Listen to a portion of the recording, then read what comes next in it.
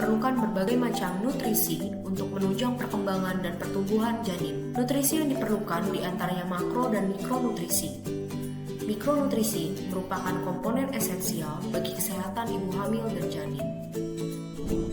PT Simex menghadirkan Maxmil, suplemen kehamilan yang terdiri atas 18 mikronutrisi krusial. Maxmil mengandung mikronutrisi yang berperan penting dalam proses embriogenesis, organogenesis, serta maturasi dari perkembangan sel hingga organ janin.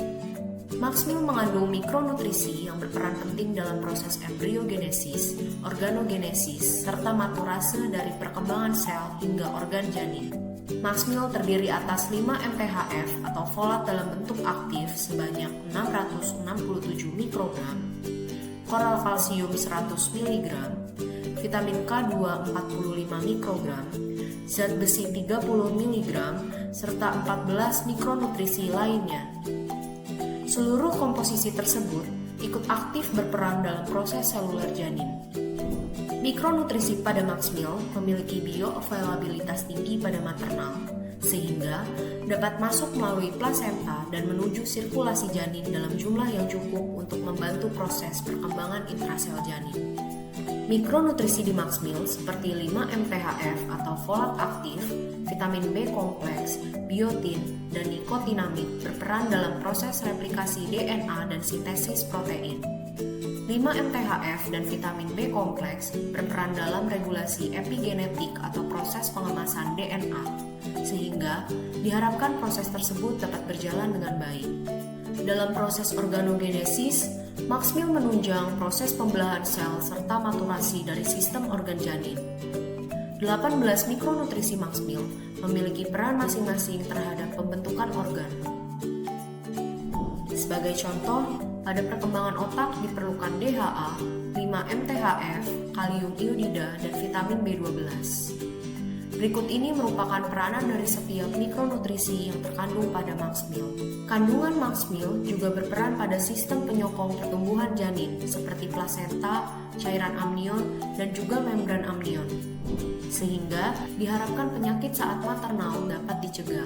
Maxmil memiliki benefit utama sebagai komposisi lengkap untuk perkembangan janin, suplementasi unggul bagi ibu hamil, dan menciptakan lingkungan yang baik bagi perkembangan janin.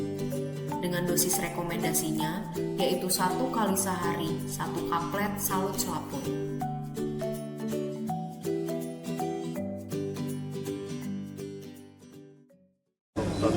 Yang saya hormati pertama Prof. Bowo, para senior, teman-teman sejawat Koki Kalimantan Selatan, dan dari UPDS dan para hadirin semuanya dari Simex, terima kasih. Alhamdulillah kita berkumpul bertemu pada pagi ini untuk mengadakan acara kita pada pagi ini. Simposium ilmiah, topiknya sangat menarik, aspek yang kadang-kadang kita lupakan sehari-hari dalam menata laksana pasien-pasien kita. Mudah-mudahan acara ini membawa manfaat pada kita semua. Narasumber yang sudah kita lakukan lagi pada pagi ini, Dr. Prof. Bowo, Dr. Sauki, harapannya mudah-mudahan nanti ke depan aspek-aspek yang banyak aspek surya yang harus kita perhatikan, yaitu salah satunya tentang nutrisi, mikronutrisi, semoga membawa manfaat ke depan bagi kita semua. Terima kasih kepada Simex atas terselenggaranya acara ini, dan bermanfaat bagi kita semua, membawa kerjasama kita ke depan. Akhirnya saya ucapkan mohon maaf apabila dari Koki apabila masih ada kekurangan pada acara ini, ada kesalahan di depan, mohon maaf. Akhirnya selamat mengikuti acara kita pada pagi ini, mudah-mudahan berjalan lancar dan membawa manfaat bagi kita semua. Terima kasih. Assalamualaikum warahmatullahi wabarakatuh. Salam sejahtera untuk kita semua.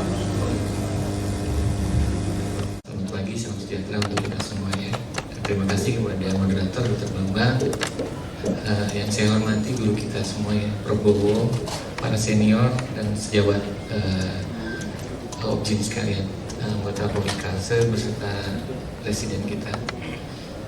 Saya akan mencoba sedikit memberikan gambaran satu paradigma baru sebelum nanti dipaparkan oleh Prof. Bowo tentang pentingnya mikronutrien di dalam kehamilan.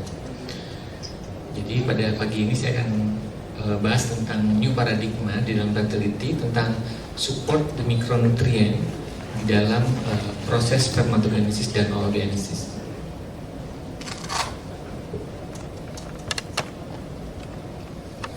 Baik, ini adalah backgroundnya.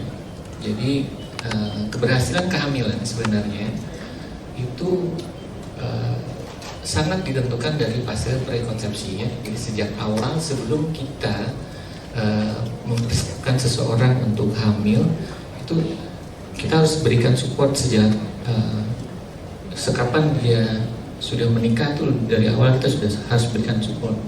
Selama ini paradigmanya kita mencoba untuk menyelesaikan masalah kesulitan kehamilan itu pada saat dia datang saja, dan itu pun sudah terdogma dalam pikiran kita. Oh, kalau datang spermanya masih bagus, kondisi aman, tidak ada non patensi pada tuba, kita lakukan stimulasi. Oh, langsung dikasih clomifencitrat, dikasih aromatase inhibitor letrozole or something, dan terus-terusnya seperti itu. Sedangkan ternyata dari awal seharusnya sudah kita siapkan. Jadi kehamilan itu sebelum terjadinya kita harus support sejak awal sehingga dia punya fondasi yang bagus ya. Jadi sejak prakonsepsi, nah nanti pada kehamilan juga, sehingga kita dapatkan nanti kualitas pada generasi yang berikutnya. Jadi pendekatan fertilitas berfokus pada kualitas gamet. Jadi kita sejak awal, jadi baik itu pada prianya maupun pada wanitanya, melalui optimalisasi status biologis termasuk peran mikronutrien ya. Nah ini yang akan kita bahas nanti. Kenapa sih kita harus munculkan satu paradigma baru? Pertama, kasus infertility itu sekarang sudah sangat meningkat ya, dan trennya terus berubah. Kemudian keterbatasan pada assisted reproductive technology. Nanti kita bahas di mana kurang-kurangnya dan peran krusial dari mikronutrien itu sendiri. Saat ini di populasi infertility itu kisarannya antara 15 sampai 30%. Di Indonesia sekitar 15% populasi itu akan mengalami kondisi infertility ya. Kalau Indonesia sendiri itu urutan kedua setelah Filipina ya.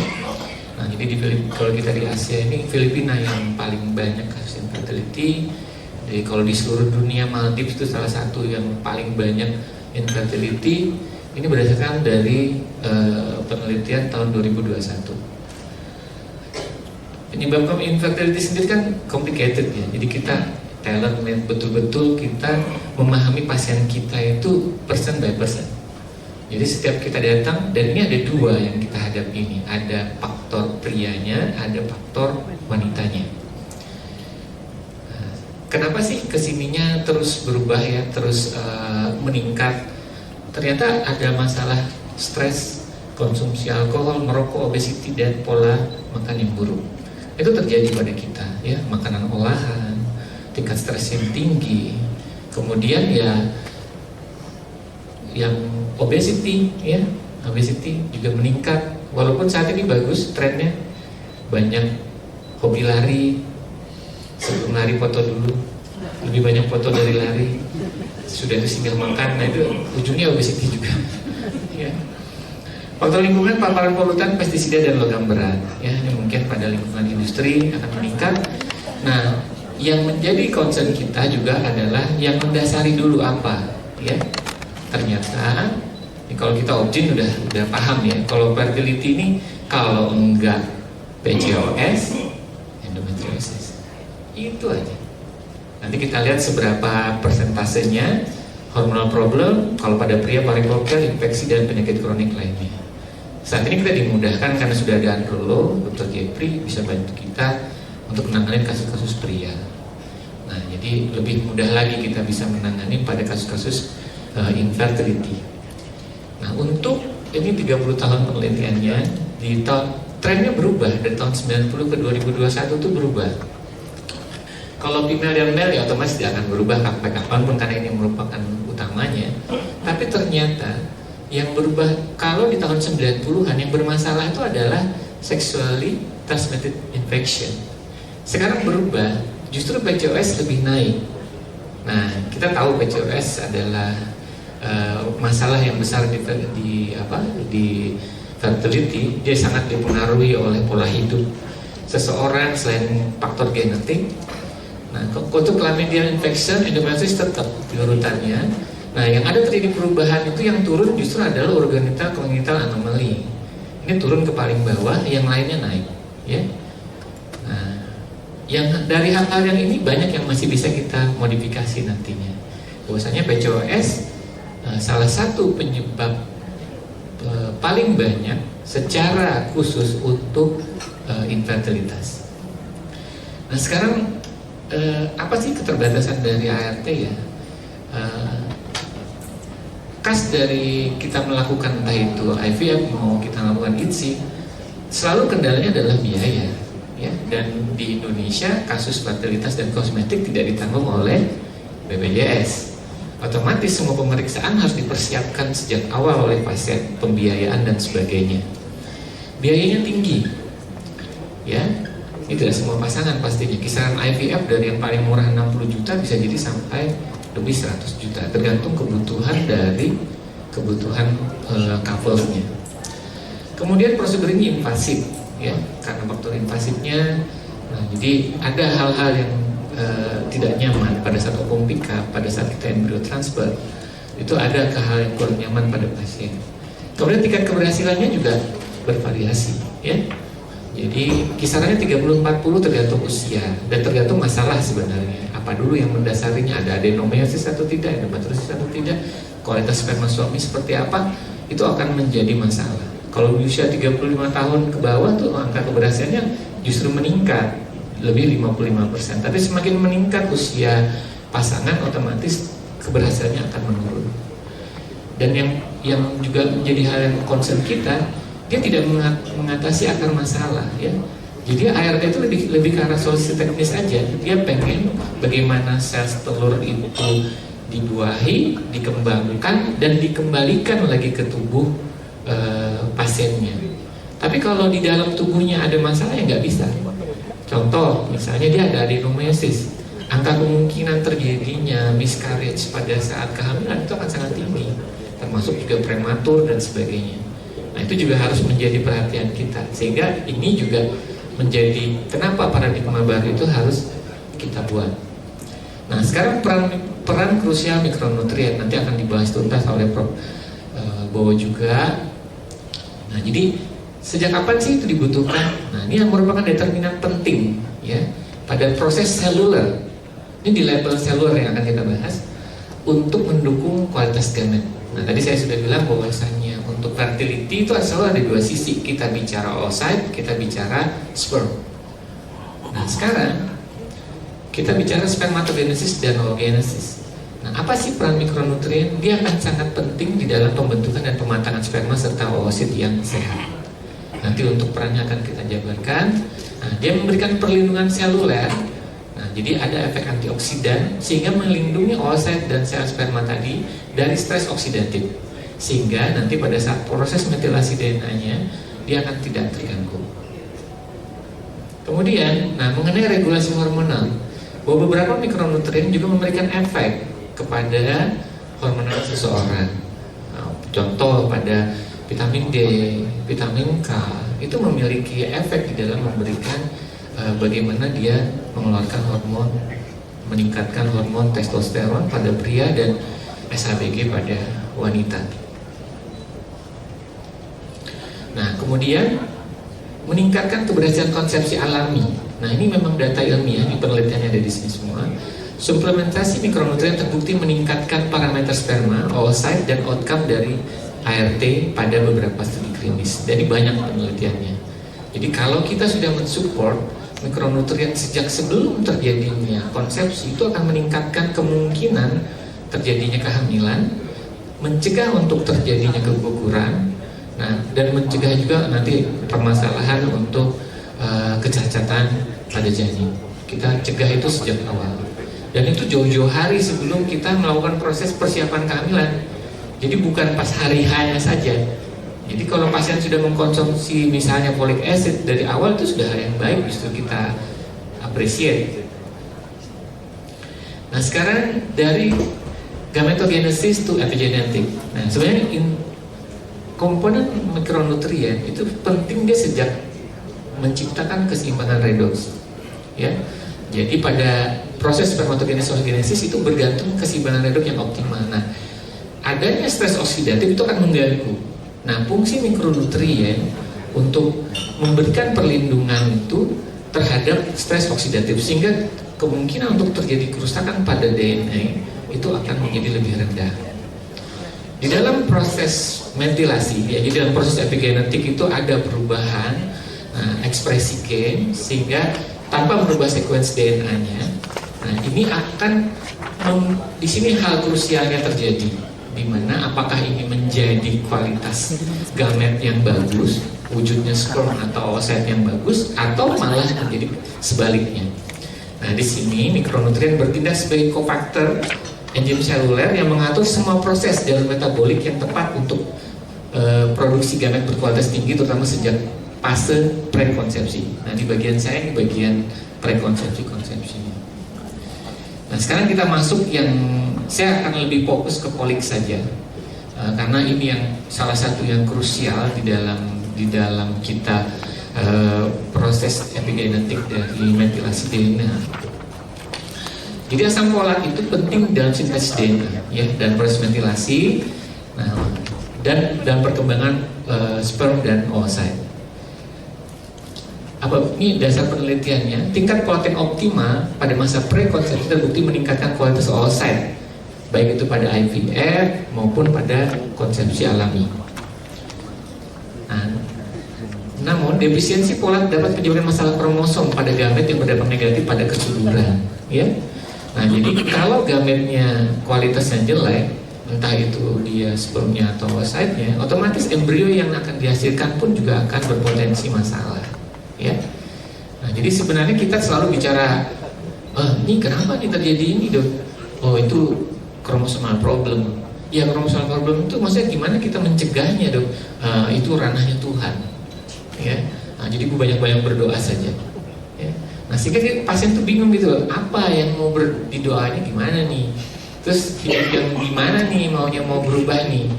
Nah, ternyata ada upaya kita sejak awal, dan kita menjawabnya nanti berdasarkan penelitian. Bahwasanya pemberian folic acid jangka panjang, ada penelitian disebutkan bahwasanya pemberian pada 4 bulan sebelum terjadinya konsepsi itu jelas akan meningkatkan kemungkinan terjadinya kehamilan, pencegahan keguguran berulang, neurologic defect dan sebagainya.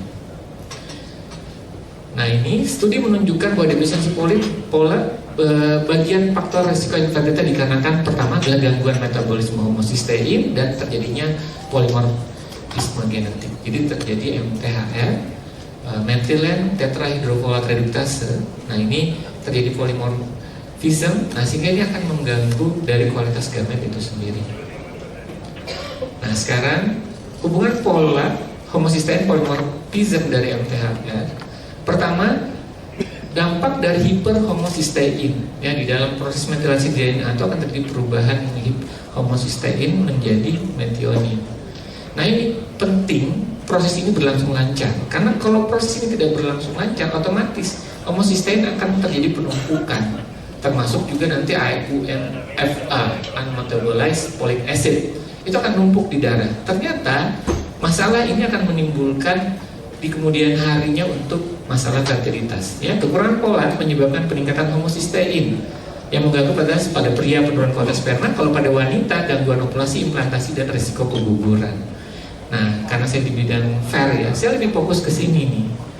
Kita selama ini fokusnya, gangguan ovulasi nih, obesitas, ini PCO nih. Kita nggak mikirin bahwasanya, ternyata dia perlu support ini.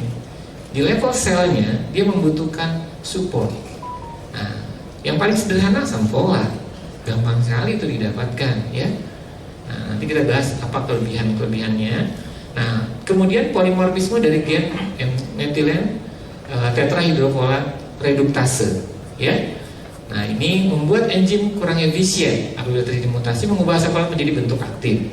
Nah, pada global itu 25% mengalami polimorfisme.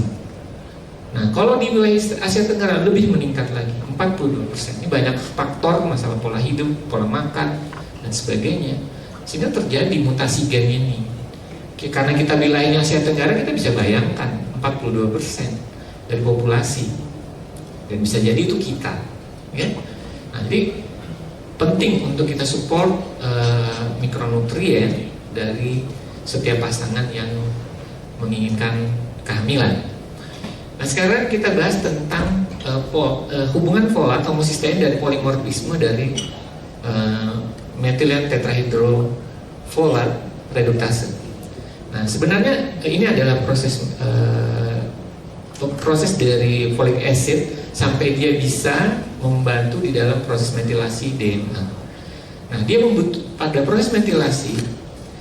Nah, ini studi menunjukkan bahwa individu dengan mutasi gen tidak dapat mengubah asam folat menjadi folat aktif secara optimal. Nah, yang berada di dalam jalur metabolisme 1-karbon, sehingga menyebabkan penumpukan homocysteine dan terbentuknya unmetabolized folic acid dalam darah. Ini dikaitkan dengan peningkatan gangguan kesuburan dan keguguran berulang serta komplikasi kehamilan. Jadi kalau homocysteine tidak bisa berubah menjadi metionin, otomatis proses metilasi ini tidak akan optimal. Sehingga yang terjadi, yang homocysteine tidak bisa berubah menjadi metionin akan numpuk di darah. Begitu juga folic acid itu sendiri, ya. Nah, di sini nanti kita akan pentingnya, kenapa kok pentingnya 5 MTHF ini, ya. Nah, sekarang hubungan folat, homocysteine dan polimorfismenya. Nah, ini studi lebih dari 1000 wanita IVF menunjukkan genotip. Nah, ini kombinasi berkorelasi dengan penurunan oosit maturasi rate dan kualitas embrio yang lebih buruk, ya. Nanti kalau kita baca di banyak jurnal termasuk juga pada saat ini, kita akan banyak meneliti data penelitiannya itu pada IVF. Karena memang case yang datang dan gampang dipantau itu IVF. Kita ngecek darah dan sebagainya. Gak mungkin kita populasi umum kita tarikin untuk ngecek-ngecek, itu agak sulit. Nah, ini kenapa di IVF? Karena dia langsung ada pasien dalam ruang lingkup kita dan kita bisa ngecek outcome-nya. Nah, makanya kasus-kasusnya yang di sini adalah banyak kasus IVF. Nah, kemudian homocysteine bertambah di genotype yang MTHFR mutan, ya. Jadi homocysteine tinggi dikaitkan dengan kegagalan implantasi hanya pada wanita TT. Ini pada penelitian Chen ini.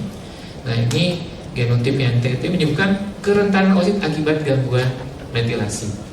Nah, kemudian pemberian suplementasi 5 MTHF dikaitkan dengan hasil yang lebih baik. Nah, ini studi di Italia, yang di Italia itu diteliti bahwasanya pada kasus-kasus ini diberikan suplementasi vitamin, suplemen folic acid dan B kompleks, ya.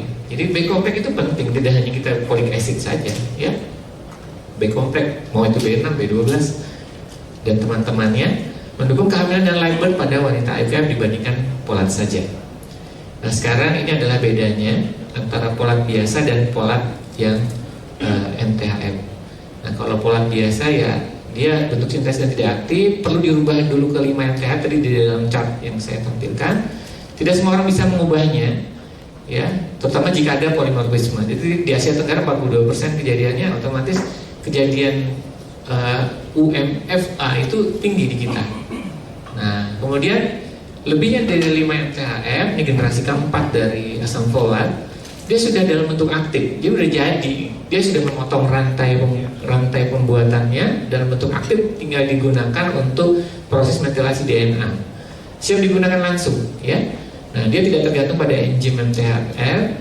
Kemudian suplementasinya menghindari risiko penumpukan WMFA, ya otomatis tadi dia potong di cat perubahan dari folic acid standar hingga di dalam prosesnya untuk merubah homocysteine. Nah, ini adalah gambaran perkembangannya dari folic acid, ya, di awal dari makanan, ya, kemudian asam folat yang murni, kemudian generasi ketiga ini 6S5 metil tetrahidrofolat dan kalsium, Kemudian yang keempat ini adalah 6S 5-metil tetrahidrofolat glukosamin salt. Nah ini adalah generasi keempat dalam bentuk aktif. Nah ini tadi bahwasanya tidak semua dosis sama belum tentu diterima sama, ya. Kalau folic acid biasa bisa jadi dia termetabolisme, bisa jadi tidak termetabolisme dengan baik. Nah itu tadi tidak kita share tentang homocysteine tadi, bisa jadi dia akan menumpuk sebagai WMFL. Nah kalau dia dalam bentuk aktif dia udah langsung, sehingga resiko untuk masalahnya lebih kecil. Nah ini pernah dilakukan penelitian di UI ya, dilakukan penelitian ternyata di sini konsentrasi puncak dari jenis 5-MTHF itu 2,3 kali lebih tinggi dibandingkan yang folic acid biasa. Oke. Nah ini dibandingkan asam folat. Nah ini kemudian 400 mikrogram per hari selama 8 minggu dapat menurunkan kadar homocysteine hingga 55,8% dari baseline-nya. Ya. Nah jadi efek-efek negatif dari penumpukan dari cysteine yang penumpukan itu akan bisa kita tanggulangi dengan pemberian 5-MTHF. Nah ini contoh penelitian ya, ada penelitian menunjukkan bahwa dari 26 pasangan ya berhasil mencapai kehamilan selama 4 bulan mengkonsumsi 5-MTHF ya. Jadi ada 33 pasangan diberikan folic acid, 13 orang. Nah ini terjadi kehamilan, kemudian 13 akan berlanjut sebagai IVF dan berhasil ya. Jadi lumayan angkanya lah, signifikan bahwasanya pemberian ini untuk terjadinya keberhasilan kehamilan.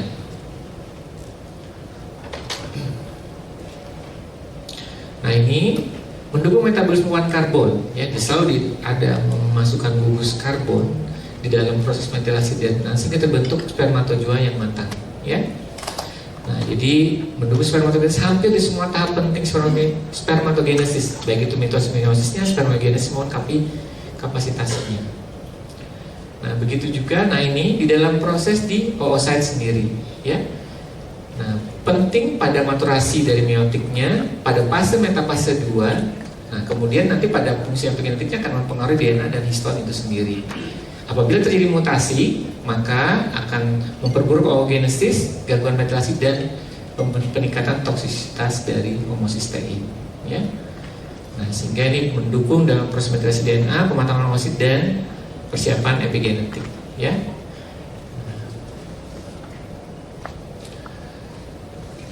Nah, ini benefitnya pada spermatogenesis ya. Tadi kan bicara asam folat ya, yang aktif ya. Ya. Bahwasanya nggak cuma asam folat, mikronutrien ya banyak dan semuanya baik ya.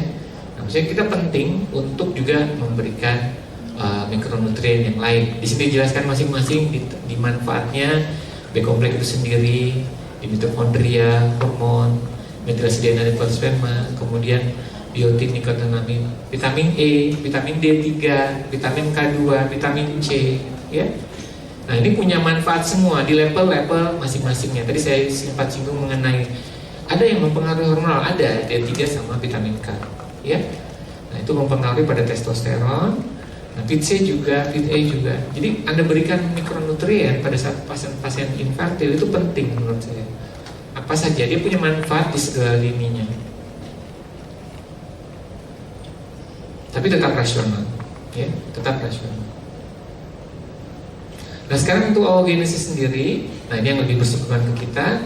Bahwasanya selain dari folic acid juga ada vitamin B kompleks, vit E, vit D, vit K, vit C, itu punya manfaat di semua levelnya, ya. Ini ada manfaat di masing-masing setiap level proses dari gamet hingga epigenetiknya itu sendiri. Ya. Nah ini vit A, zinc, magnesium, iodium, boleh ya. Dan kita banyak berdiskusi juga teman-teman andrologi juga, bahwasanya kita jangan hanya terfokus bahwasanya oh nih kalau masalah pria kita kasih tribulus terrestis, kita kasih coenzyme Q10. Gak cuma itu, semuanya banyak. Anda mau melindungi di level apa dulu? Jadi di setiap level dari spermatogenesis itu memiliki manfaat, ya. Nah ini take home message-nya. Pertama, mikronutrien penting untuk pematangan sperma dan oosit melalui dukungan sintesis DNA, antioksidan dan epigenetik. Yang kedua, kekurangan nutrisi dapat menurunkan kualitas sperma dan oosit, mengganggu ovulasi serta meningkatkan kerusakan DNA. Yang ketiga, optimalisasi mikronutrien preeklamsi adalah strategi preventif dan efektif untuk mendukung keberhasilan kehamilan. Ya, jadi keberhasilan kehamilan itu kita tidak hanya hamil saja ya.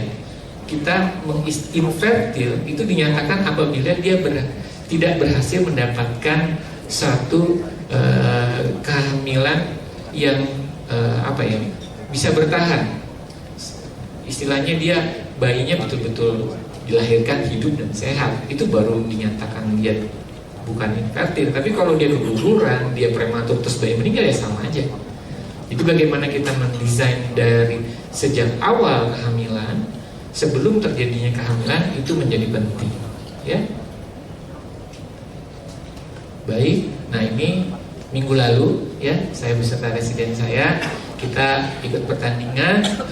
Ini makan kerupuk, bikin nasi goreng. Baru kali itu saya lihat ada chef dikasih mericanya ditarik kembali, ya. Saya baru kali itu lihat. Kita melihatnya luar biasa, semangatnya ya. Tapi nggak tahu rasanya dia dasar luar biasa. Presiden semangat kalau bertandingnya. Saya ngebayangin waktu itu seperti saya bawa anak kecil lagi main di taman bermain. Jadi saya bawa main sini, bawa main di sini. Tapi bagus untuk kekeluargaan kita. Mungkin itu yang bisa saya share hari ini, dan bermanfaat. Assalamualaikum warahmatullahi wabarakatuh. Ya, niat kuat ya. Tadi disampaikan bagus banget ya. Kita selalu lupa gitu. Kita sering mengobati orang atau menterapi gitu ya. Itu langsung dengan obat ya. Padahal sehari-hari kita harusnya tahu dulu gitu bahwa telur, terus sperma itu tiap hari kan kita produksi ya. Nah, bahannya segala macam itu cukup dulu enggak gitu. Kita tuh suka lupa gitu. Dan karena lupa, kita terus senang dengan obat ya. Kenapa nggak dibalikin dulu untuk dia produksi hariannya cukup nggak? Oke lah, ntar kita bahas lebih lanjut. Sorry.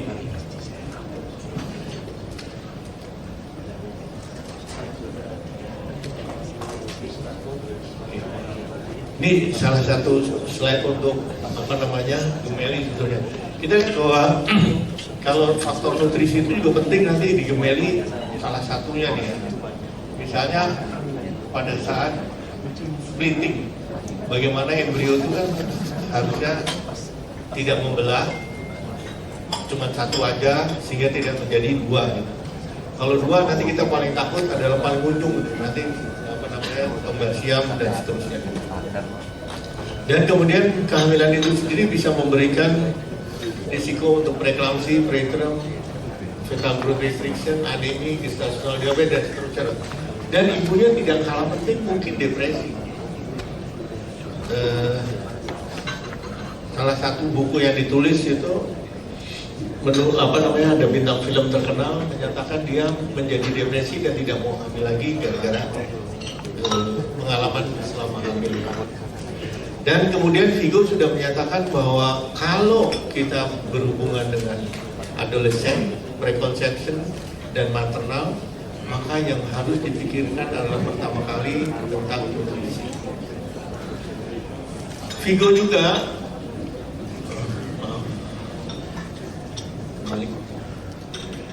sudah menyatakan bahwa untuk mencegah NCD, jadi non-communicable disease, maka kita juga harus berkutat lagi dengan nutrisi gitu untuk mencegah polikistik, mencegah segala macam lah gitu ya. Ini tentang nutrisi lain. Nah, UNICEF dan WHO sudah mentargetkan juga gitu bahwa pada tahun 2030 low birth weight itu harus 30% menurun dari prevalensi tahun 2012 sampai 2030. Jadi dimulai dari 2012. Stunting turun 50%. Kalau pemerintah bilang sudah, orang sebelumnya tuh stunting 34%, sekarang katanya 17%. iya? Nggak percaya sih saya. Karena di posyandu aja nggak ada timbangan, nggak ada scale height. Gimana bisa turun 50% ya, dari mana? Indonesia ini angkanya suka ajaib gitu. Sama juga, ini maaf ya jadi agak lebar-lebar. Kayak kemarin gitu, Rektor UGM menyatakan bahwa ijazah, tapi dia nggak nyebut ijazah siapa yang asli, siapa yang enggak. Cuman pokoknya itu sesuai prosedur. Kok jawabannya begitu ya? Aturannya kalau bapaknya dia seorang rektor kan bilang, nih evidence-nya gitu, blok gitu, selesai gitu, nggak usah diributin lagi. Tapi nyatanya enggak. Dan anemi ini 50%, ini bohong banget lah. Sekarang angka kita di 2025 ini masih 48,9%. Artinya kalau mau diturunin menjadi 20%, ya orang kita ngajuin dari Podi mengajukan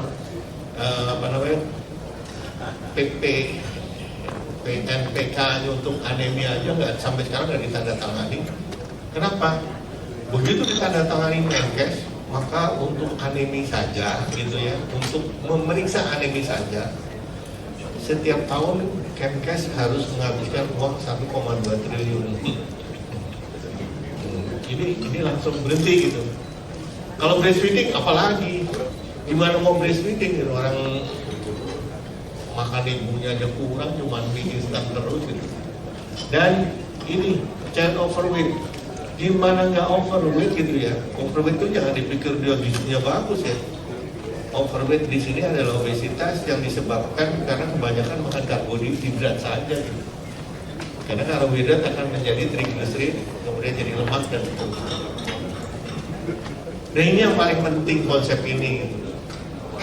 Bahwa kita nggak pernah sadar ya, bahwa pada kehamilan itu awalnya, ini saya salah nih, saya lupa kalau pakai LCD berbeda dengan LED gitu ya.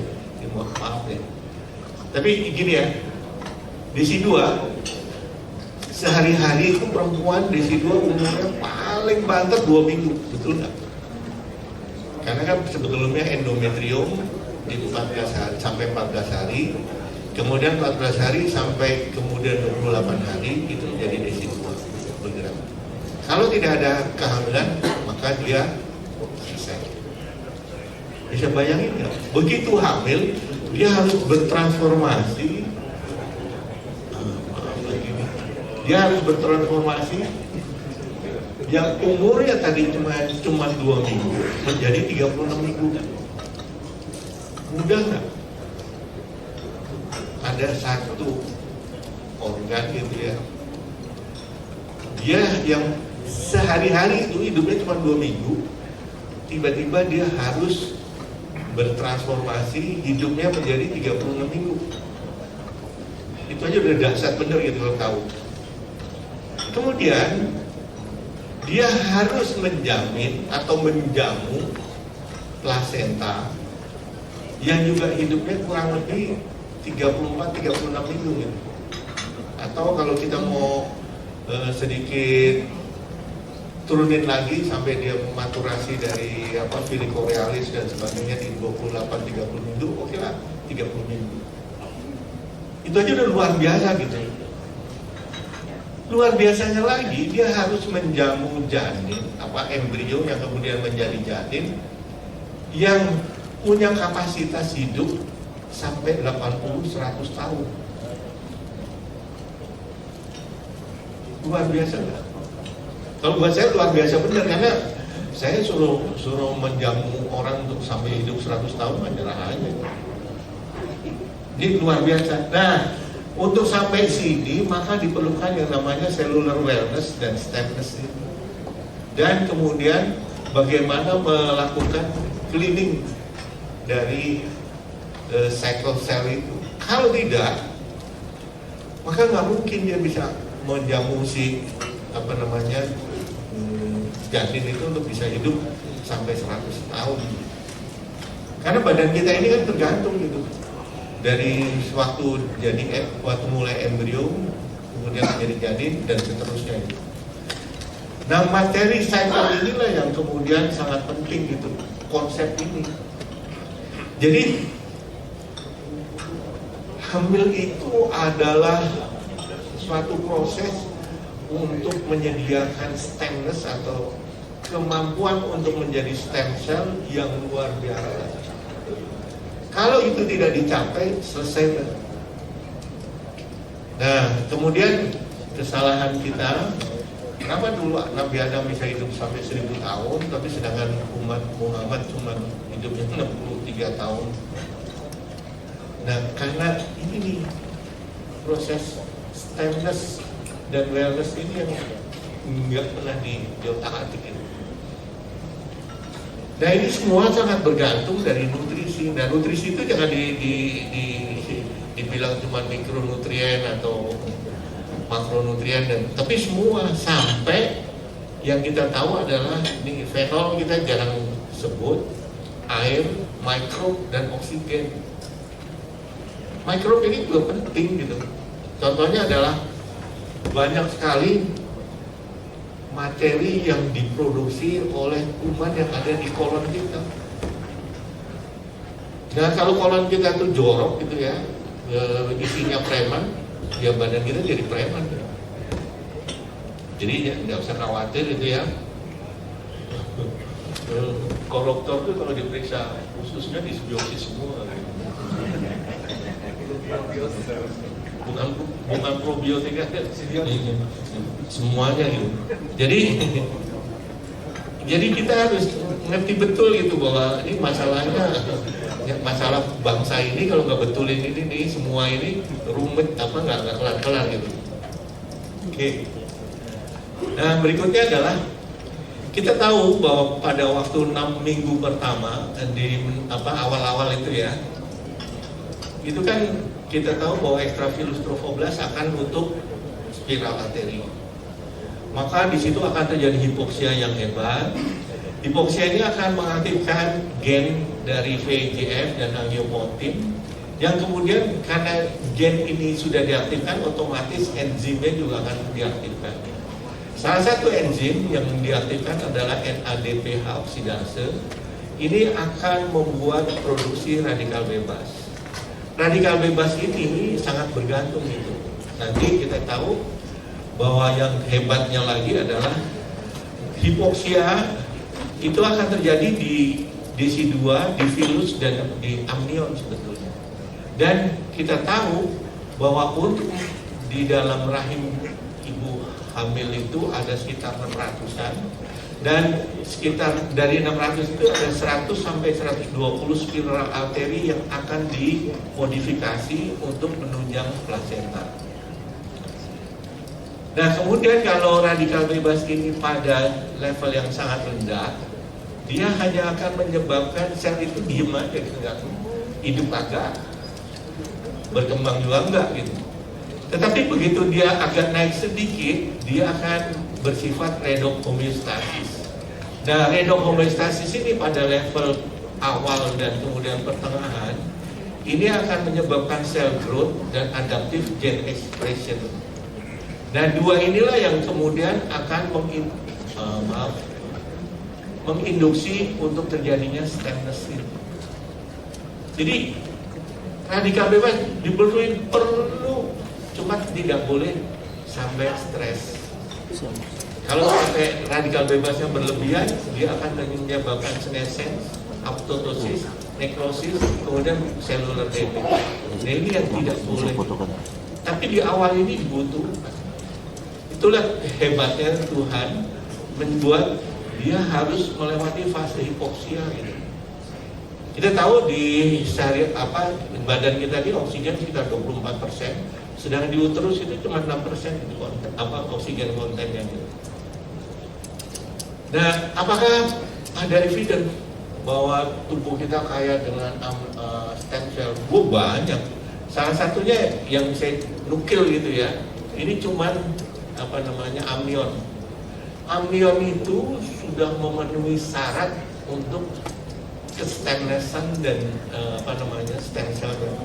Dia mempunyai growth factor, dia mempunyai kemampuan stem cell, dia mempunyai extracellular matrix sehingga amniotic stem cell itu bisa dipakai sebagai anti-angiogenik, tapi dia juga bisa menjadi angiogenik, dia bisa antifibrotik, dia punya antibakterial, dia mampu melakukan regenerasi, dia juga mempunyai antiinflamasi, dia juga mempunyai sekretom untuk angiogenesis yang saya katakan tadi. Kita ini buang-buang amnion luar biasa. Teman-teman yang di urologi tahu persis gitu, bahwa amnion bisa dibikin untuk bikin vagina loh. Dan suaminya nggak tahu kalau vaginanya vagina buatan. Dan kalau teman-teman tahu lagi bahwa amnion itu banyak digunakan di mata untuk keratitis dan sebagainya gitu. Nanti ada contohnya. Jadi dalam kehamilan kita itu kaya banget sebetulnya. Ini hampir semua unsur kestemnesan ini ada gitu. Mulai dari myometrium, ada decidual mesenchymal stem cell, kemudian di chorionic villi, kemudian di amniotik, dan semuanya. Kira-kira ngapain gitu orang-orang tuh terapi stem cell bugono begini, ya padahal hamil aja stem cell banyak benar. Jadi kalau orang ahli hamil saya juga bingung gitu. Karena di dalam kemampuan untuk membuat stemness itu sudah luar biasa sekali pada waktu kehamilan. Ini contohnya. Tahu kan teman-teman, bisnis amnion, sel amnion dan sekretomnya itu kira-kira berapa miliar dolar per tahun? Kita aja nggak pernah, kita amnion kita buang-buangin aja. Padahal itu bisa per tahunnya tuh 18 miliar dolar, nggak main-main. 18 miliar hitung sendirilah dalam triliun rupiah. Ini dipakai untuk salah satunya untuk kornea, wood healing cream pada gangren diabetes. Terus kemudian ini pada kidney, pada gagal ginjal, ovarium dia pakai juga untuk PCO dan sebagainya. Sekarang sudah mulai menggunakan sekretom dari amnion. Nah kita amnion malah dibuang-buang. Sayang bener gitu sebenarnya. Ini bagaimana mempertahankan kestemnesan itu sangat bergantung dari ini nih, OC4, nanok, dan kemudian SOC2. Nah, obat-obatan yang untuk menjaga stemness mesenchymal stem cell ini sebetulnya banyak banget gitu ya. Mulai dari vitamin C, glutathione, melatonin, dan seterusnya lagi. Nah, sebagian besar itu sebetulnya vitamin gitu, seperti ini vitamin D, kemudian vitamin D juga, nanti vitamin A dan seterusnya. Nah gini, nih vitamin A, vitamin C, folic acid, zinc dan vitamin D ini akan menjaga kestemnesan suatu sel. Ini sudah begitu banyak kepustakaannya yang menyatakan bahwa mikronutrien ini sangat bertanggung jawab terhadap kestemnesan dari suatu sel itu sendiri.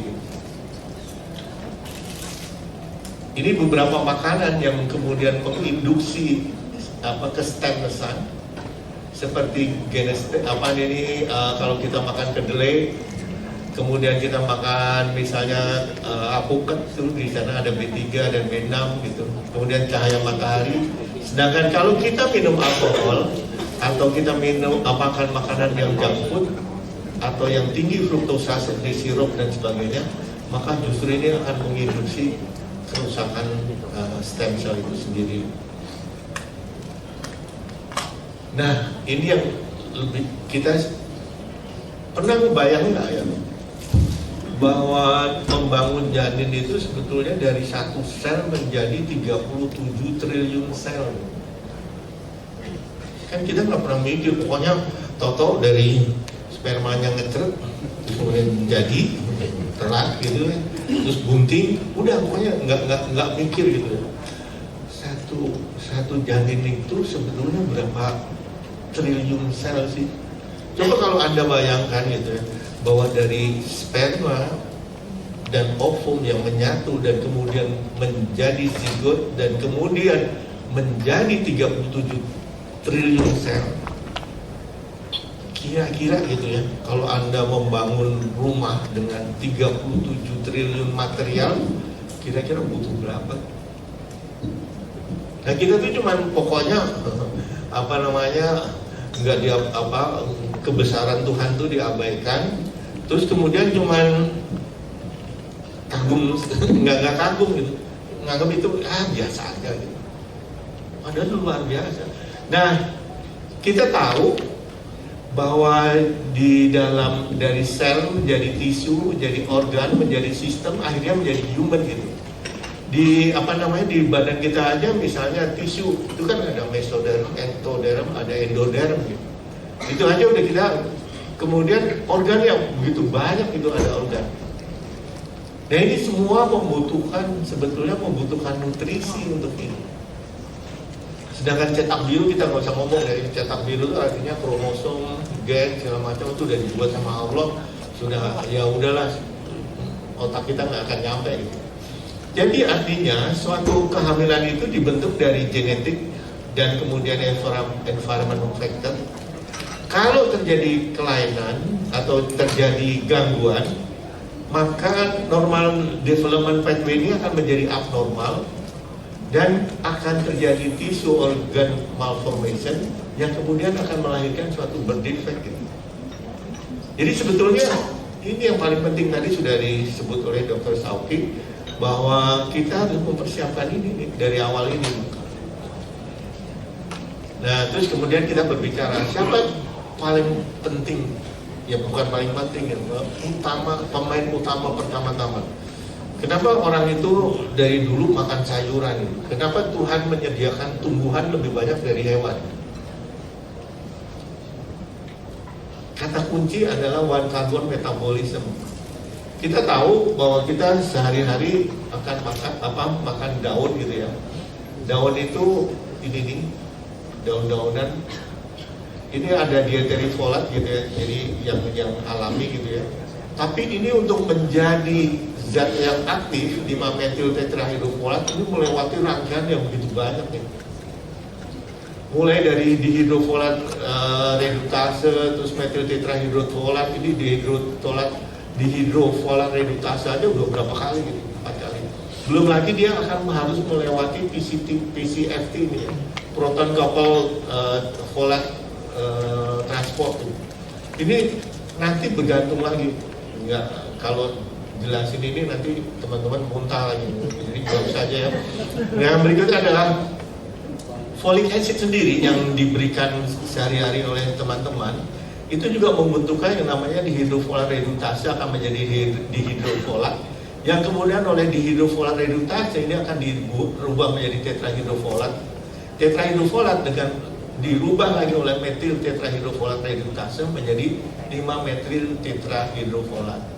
Nah ini nanti akan dirubah di dalam liver, yang kemudian akan transportasi ke jaringan untuk membuat DNA, metilasi, kemudian membuat amino acid, membuat nukleotide, dan membuat neurotransmitter.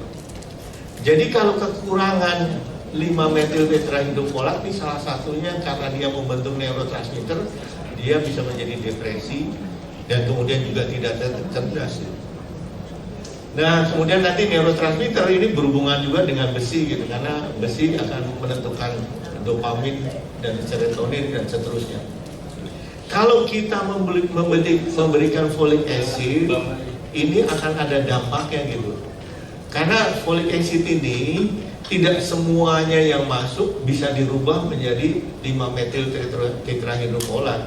Karena semakin besar folic acid yang kita berikan, maka semakin besar juga enzim dihidrofolat redutasenya diperlukan untuk mengubah dari folic acid menjadi 5-metil tetrahidrofolat. Itulah yang disebut dengan unmetabolized folic acid. Nah, kemudian unmetabolized folic acid ini juga diikuti lagi ada polimorfisme dari metil tetrahidrofolat redutase, yaitu polimorfisme dari A1298C, kemudian C677T, A1298CC dan seterusnya ini. Kalau ini terjadi, maka kemampuan mentransformasi dari folic acid menjadi 5-metil tetrahidrofolat ini sudah menjadi sangat menurun, bisa menurun sampai 60% itu. Makanya kemudian dicarilah, diproduksilah yang baru, yaitu 6S5-metil tetrahidrofolat. Dan 6S5-metil tetrahidrofolat ini langsung gitu ditransfer langsung ke jaringan untuk dan kemudian ke sel untuk membentuk ini semua. Kita bisa lihat di sini UMFA ini atau unmetabolite folic acid ini akan masuk ke liver dan kemudian dia akan masuk ke jaringan dan akan menghambat pembuatan ini semua. Kenapa menghambat? Nah, ini repot lagi kan teman-teman. Ternyata untuk absorpsi folat itu sangat bergantung dari pH-nya. Kalau folic acid itu akan diabsorpsi di gaster. Maka karena dia di gaster, maka folic acid ini akan juga bertarung dengan enzim yang tadi tahu pH yang sangat rendah itu akan menyebabkan enzimnya juga bekerjanya tidak optimal. Kenapa tidak optimal? Karena ini pH yang rendah ini. Sedangkan 5-metil tetrahidrofolat baik itu kalsium maupun glukosamin ini akan diserap di daerah jejunum, ilium dan jejunum. Maka ini kemungkinan untuk diserapnya menjadi lebih mudah karena pH-nya menjadi lebih basah. Inilah yang menyebabkan mengapa folic acid itu relatif lebih sulit gitu untuk mencapai kadar yang adekuat. Kemudian kita tahu di dalam kehamilan bahwa untuk bekerjanya folat ini sangat membutuhkan berbagai unsur untuk mulai dari glukosa, glisin, B2, B12, trionin, serin, kemudian B6, metionin, betain dan kolin dan seterusnya untuk menjamin semua proses ini. Sehingga terjadilah pencukupan kadar nutrisi untuk membangun janin tersebut.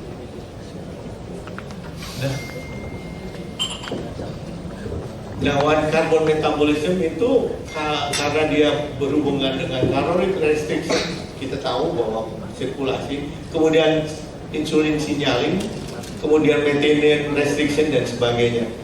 Ini sangat penting gitu.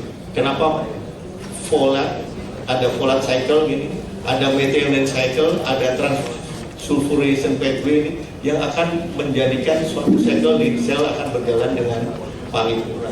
Tetapi seperti Dr. Sauki tadi bilang, tidak cukup hanya folat saja gitu, tapi juga membutuhkan berbagai unsur nutrisi seperti B6, B12, kemudian zinc, copper, vitamin C, vitamin E dan seterusnya.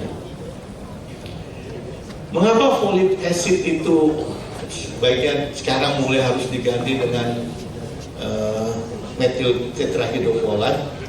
Karena kita tahu bahwa untuk masuk ke dalam sel atau masuk ke dalam sirkulasi dan kemudian masuk ke dalam jaringan itu ada yang namanya folat reseptor alfa.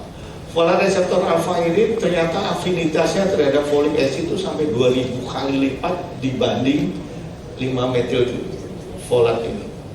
Kalau dia sampai 2000 kali, begitu folic acid ini tidak dimetabolisme menjadi 5-metil tetrahidrofolat, maka dia lebih terikat kepada reseptornya ini. Inilah sebabnya kalau ini terikat, maka 5-metil tetrahidrofolat tidak akan bisa masuk ke dalam tisu atau jaringan. Berbeda kalau kita hanya memberikan 5-metil tetrahidrofolat, maka ini akan terikat oleh reseptornya dan masuk ke dalam jaringan dengan adekuat. Dari penelitian yang ada, kalau kita memberikan folic acid lebih dari 0,8 mg per hari, maka risiko untuk terjadinya peningkatan homocysteine dan meningkatkan memblok masuknya 5-metil tetrahidrofolat ini menjadi 11 kali lipat gitu. Inilah sebabnya banyak ahli yang menyatakan bahwa kita kalau mau memberikan folat itu maksimalnya adalah 0,8 mg folic acid ya, 0,8 mg per hari. Nah, ekses dari kelebihan asam folat ini banyak benar gitu ya. Mulai menghambat one carbon cycle enzyme, kemudian merubah metilisasi. Ini yang paling gampang gini. Kelebihan folic acid itu akan menyebabkan hipertensi, diabetes, obesitas. Tapi kekurangan akan menyebabkan kanker. Jadi pilih sendiri aja deh. Mau lebih atau mau kurang, gitu aja gitu. Kalau jelasin ini kan ribet gitu. Jadi ada satu orang Indonesia, seorang dokter gitu ya di Texas, dia rajin minum folic acid. Di Indonesia dia baik-baik aja, di sana hidup sekitar 8 tahun. Pada tahun ke-9 dia punya 3 kanker, kolon, ovarium, dan mame. Disebabkan ternyata ini nih, ada ekses dari folic acid ini. Dan kemudian ekses folic acid ini juga akan menyebabkan tingginya UMFA, tapi juga di sini homocysteine, maaf nih tulisannya jadi tidak kelihatan. Nah, begitu homocysteine tinggi, maka dia akan meningkatkan oxidative stress, akan meningkatkan thromboblast apoptosis dan nekrosis.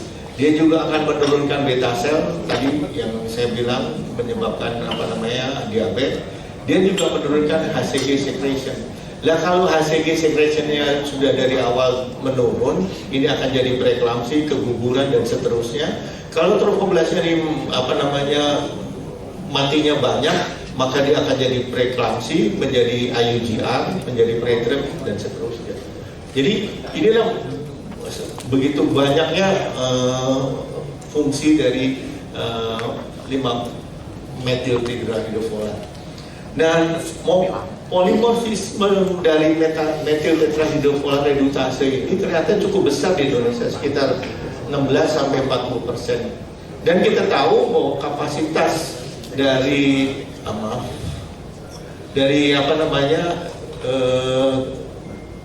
polimorfisme ini menyebabkan kinerja dari enzim metil tetrahidrofolat redutase ini sangat menurun gitu. Kalau dia ada homozigos dari 677T AA ini, maka kemampuannya cuma 30%. Ini yang lebih dampaknya serius dibanding yang kalau ada polimorfisme di A1298C. Nah, kita tahu bahwa MTHFR varian ini akan menyebabkan tadi homocysteine yang tinggi. Karena homocysteine tinggi, maka dia akan menginduksi untuk terjadinya kelainan di jantung sampai stroke, kemudian miscarriage, kemudian depresi dan seterusnya. Nah, ini yang penting buat sejawat sekalian. Jangan lupa sekarang untuk memperhatikan folat ini, karena kalau sejawat kekurangan 5-metil tetrahidrofolat, maka kemungkinan Alzheimer-nya cepat benar gitu. Itulah yang terjadi karena folat ini berhubungan dengan minum alkohol. Pada orang-orang yang peminum alkohol, kenapa Alzheimer-nya lebih tinggi? Karena kinerja dari 5-metil tetrahidrofolat itu akan diblok oleh alkohol. Nah, kalau Anda memberikan 5-metil tetrahidrofolat, itu jangan lupa dengan COMS ini. Nah, maaf lagi ini salah pencet mulu. COMS ini karena COMS ini akan menyebabkan COMS ini dibutuhkan untuk metilisasi dari nucleic acid, xenobiotik, phytochemical dan sebagainya. Nah, ini penting menyatakan ini karena kalau kita membabi buta memberikan cuma 5-metil tetrahidrofolat, tidak disertai dengan zinc, tidak disertai dengan B6, tidak disertai dengan B12 dan seterusnya, maka COMS ini tidak akan bekerja dengan adekuat. Ini genetik polimorfisme dari dampaknya terhadap kesehatan banyak benar, silakan aja lah dibaca. Kemudian balik lagi ini, bagaimana siklus folat itu luar biasa gitu. Ini kalau kita nanti ngobrolnya lebih dalam nanti aja lah. Kalau sekarang kita santai aja. Ini ada evidence saja. Kalau sejawat memberikan pada orang-orang yang mengalami polymorphism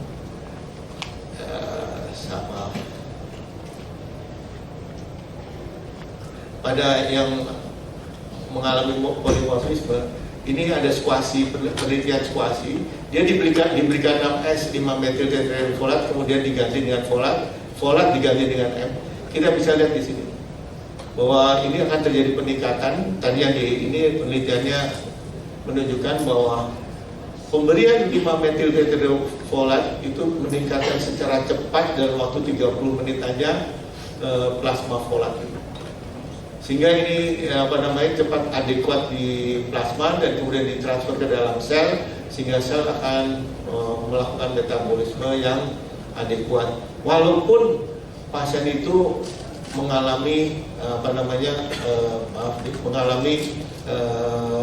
polymorphism. Kita bisa lihat di sini kalau dibandingkan pemberian folic acid dibanding 6S 5-metil tetrahydrofolat, ternyata hampir 2 kali lipat kemampuan si 6S 5-metil tetrahydrofolat ini. Ini juga beberapa penelitian lagi pemberian pada pasien-pasien yang menderita polymorphism, bahwa ternyata pemberian regular folic acid dibandingkan dengan L-methylfolate ini ternyata jauh hasilnya lebih baik pada methylfolate dengan signifikansi yang cukup baik. Baik itu sebagai abortion gitu ya, kemudian preterm labor maupun dia bisa berlanjut ke aterem, demikian juga terhadap preeklampsi. Jadi nutrisi yang diperlukan banyak, tidak cuma folic acid atau methyl tetrahydrofolat, tetapi juga besi, iodin, kalsium, ini cuma salah satunya. Terus kalau diberikan juga dengan ini bahwa pada homocysteine yang lebih tinggi, ternyata dia mereduksi pertumbuhan embrionya. Kita bisa lihat di sini pada 11 minggu maupun pada 7 minggu kita sudah melihat terjadi penurunan panjang dan volume dari embrio itu sendiri. Kemudian kalau memberikan B12 diperlukan untuk berbagai, ini yang sudah evidence untuk menurunkan low birth weight, kemudian juga menurunkan kejadian neural tube defect.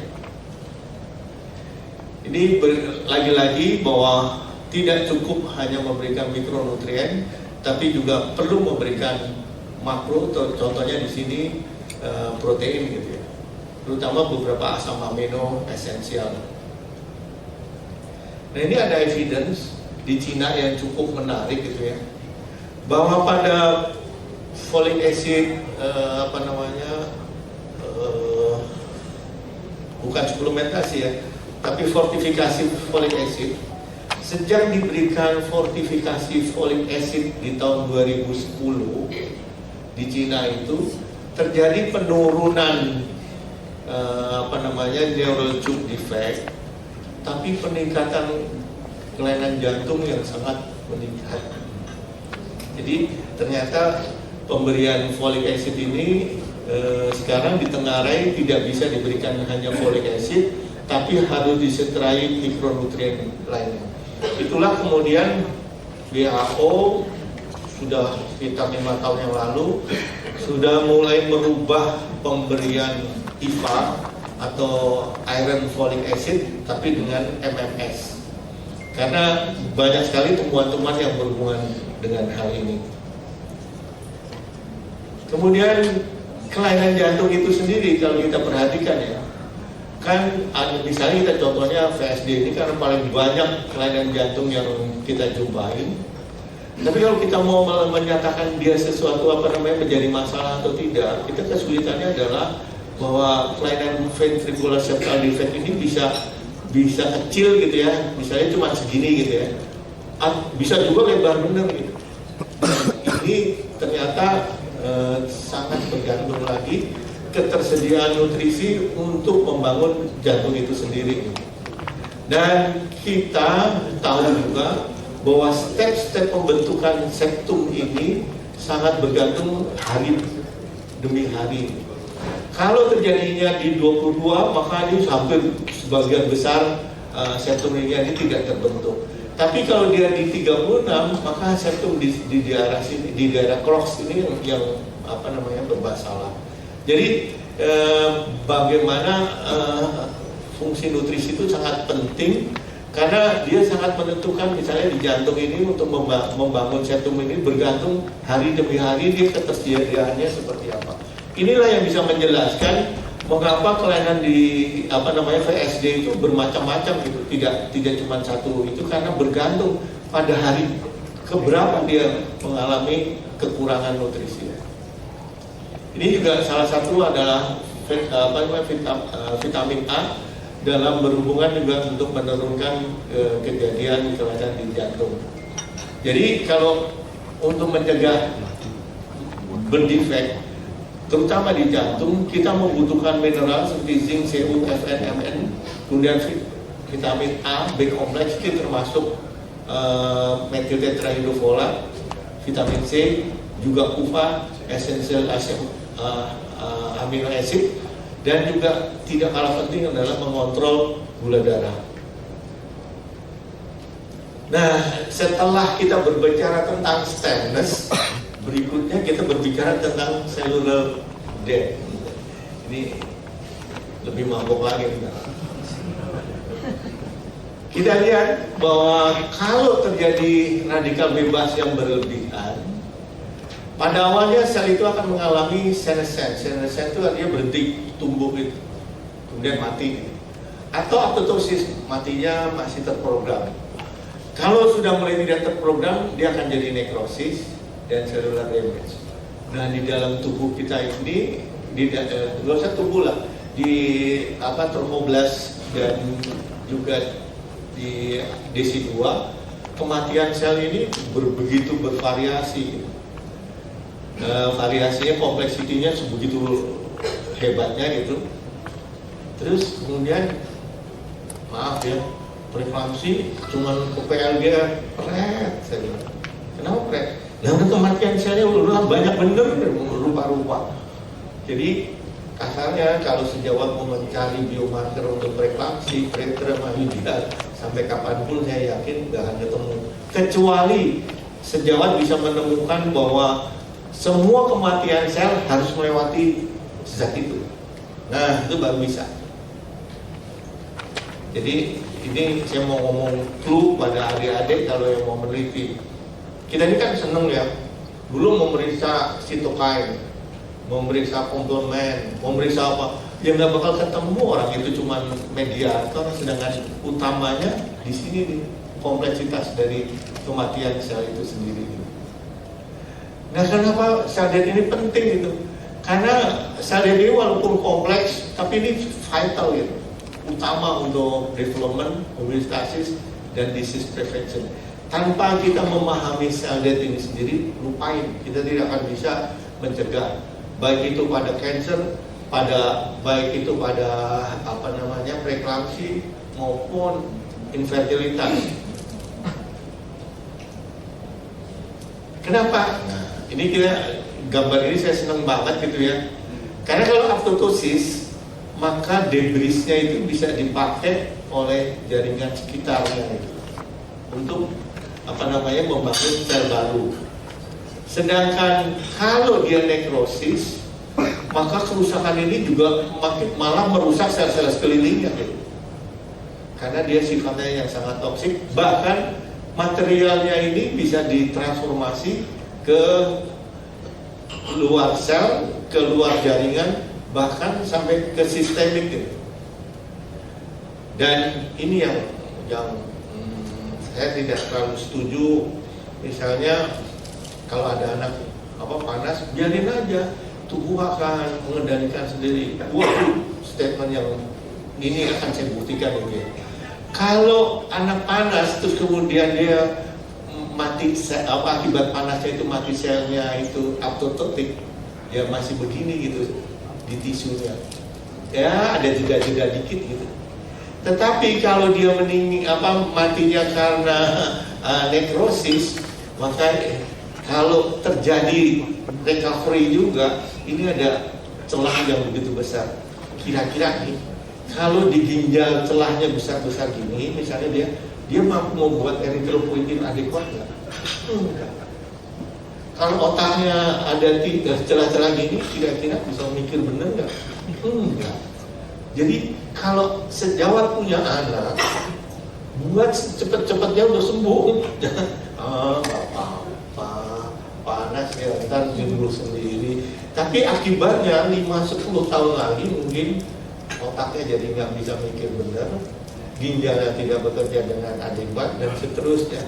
Ini karena konsep ini, kalau sejawat bisa menjamin kematian selnya pada waktu demam, panas dan sebagainya itu sebagai kematian yang terprogram sebagai autofagi atau sebagai autotosis, wah keren, nggak apa-apa, karena akan menimbulkan imunitas yang baik.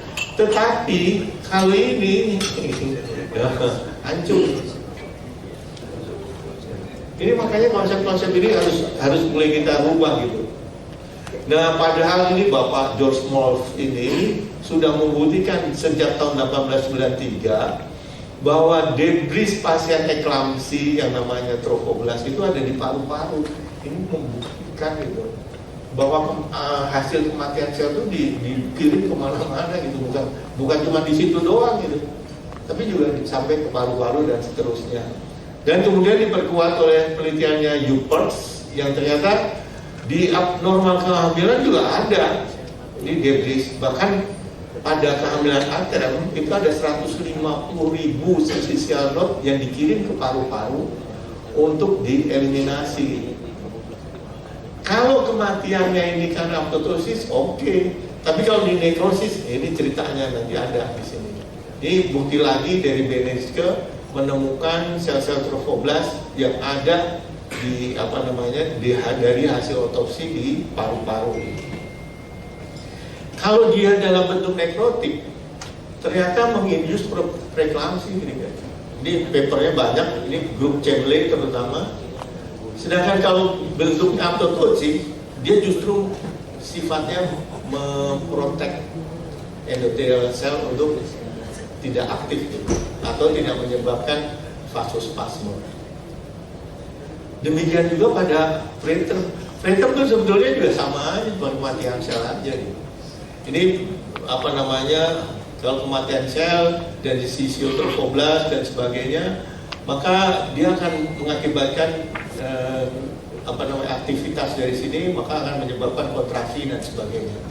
Yang paling gampang ini, kita tahu bahwa pada implantasi kalau terjadi di sini, maka ini ada desidua basalis di sisi sini, ada desidua capsularis di sebelah sini, ada desidua parietalis. Makin besar, kira-kira vaskularisasi di sini berkurang nggak? Berkurang kan? Makin besar lagi di sini, makin ini kan desidua kapsularisnya di sini bermasalah. Nah, artinya di daerah sini ini adalah daerah yang sangat lemah karena vaskularasinya yang sangat berkurang, atau nutrisi yang diberikan di daerah amnion dan korion di sini ini sangat sedikit. Akibatnya apa? Ini gampang banget pecah. Inilah yang menjelaskan mengapa tiba-tiba ketuban pecah di ini. Karena di sini akan terjadi minimal senescence. Nah, kalau kemudian ini terjadi nekrosis, ya pecahnya nggak bisa cuma 1-2 sel, tapi bisa hampir semuanya. Dan kemudian ini akan menjadi mudah infeksi. Jadi kalau kita memahami konsep ini, karena awalnya si zigot itu akan dikelilingi vaskularisasi yang seperti ini gitu. Di sekitar korion ini kita bisa lihat gitu.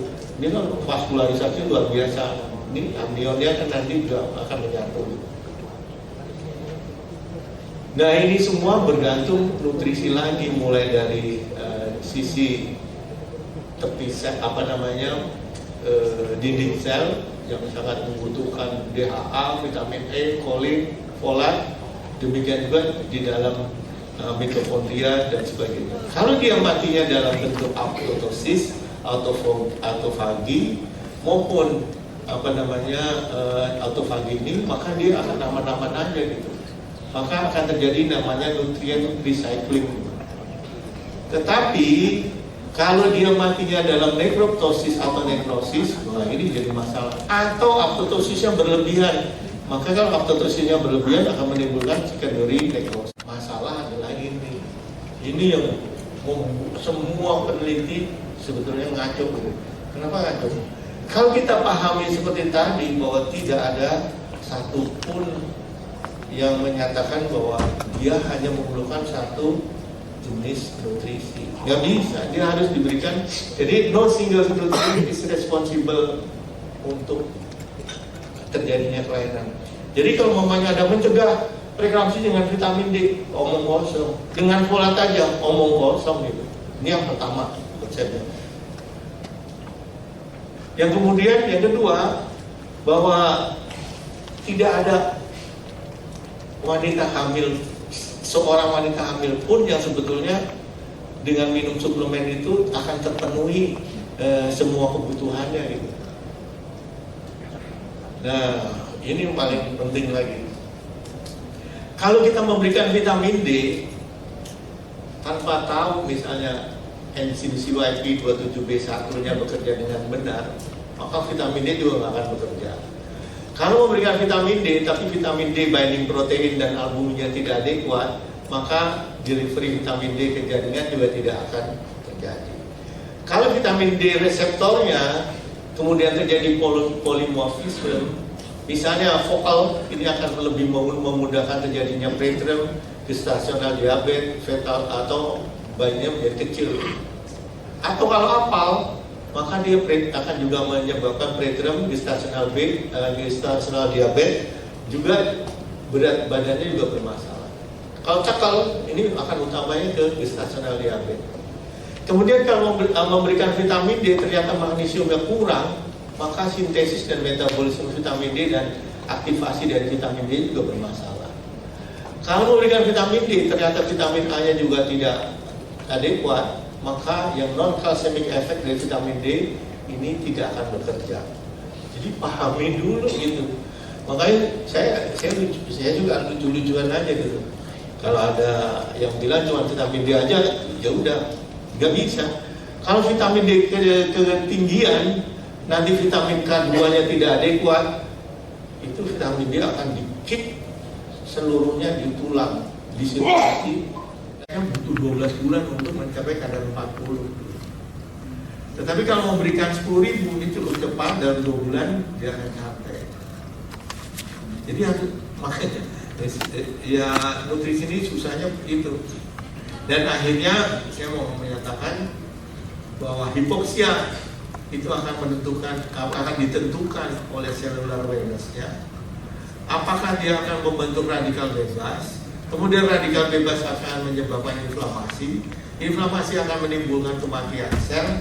Kematian selnya akan dibentuknya sebagai autofagi, senescence, apoptosis, ferroptosis, nekrosis. Yang ini semuanya akan menimbulkan debris.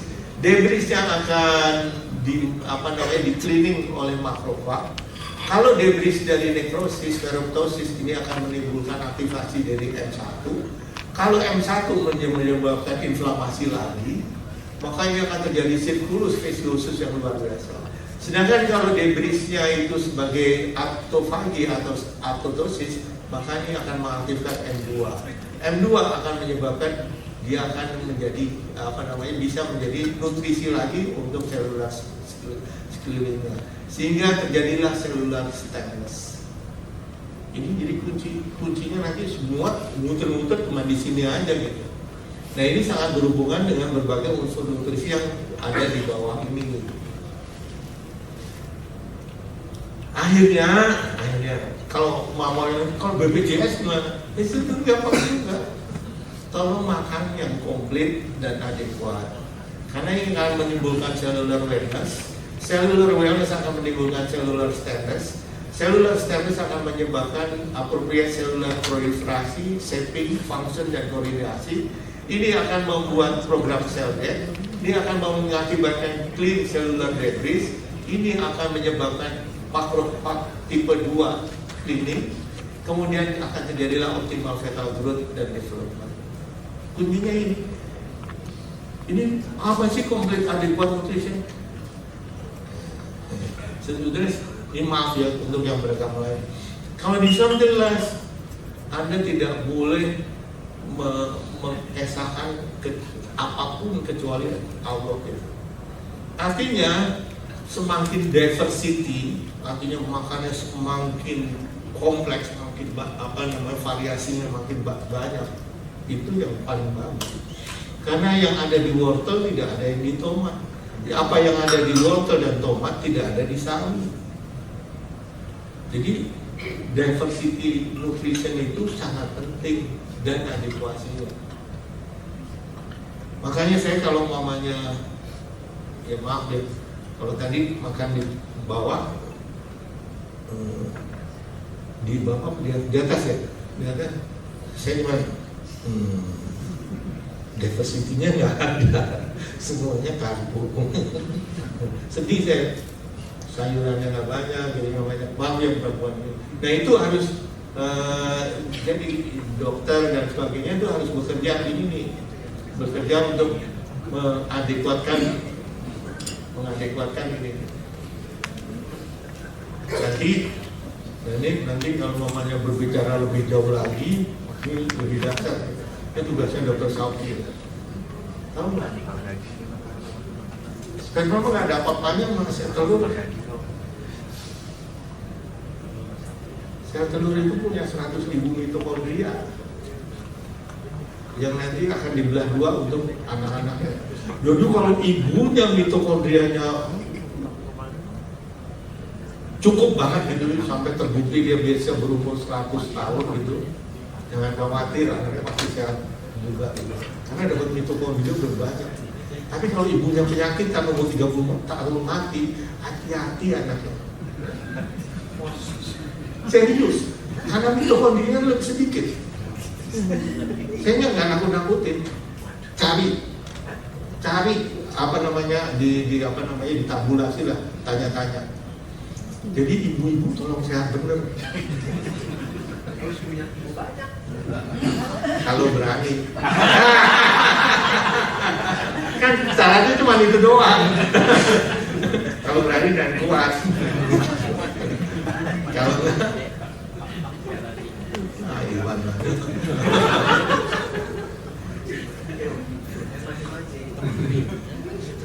ini mitokondrianya itu ada 100 sampai 200.000 telur sperma dan ini dampaknya luar biasa. Kalau mau dibahas lebih seru lagi, lebih dalam lagi dan lebih luar biasa. Saya cuma pesen aja. Gimana ya? Saya lihat kalau naik pesawat beneran lewat di Kalimantan tuh udah nangis saya. Udah coklat semua, hijaunya udah nggak ada. Udah kayak Iwan gitu.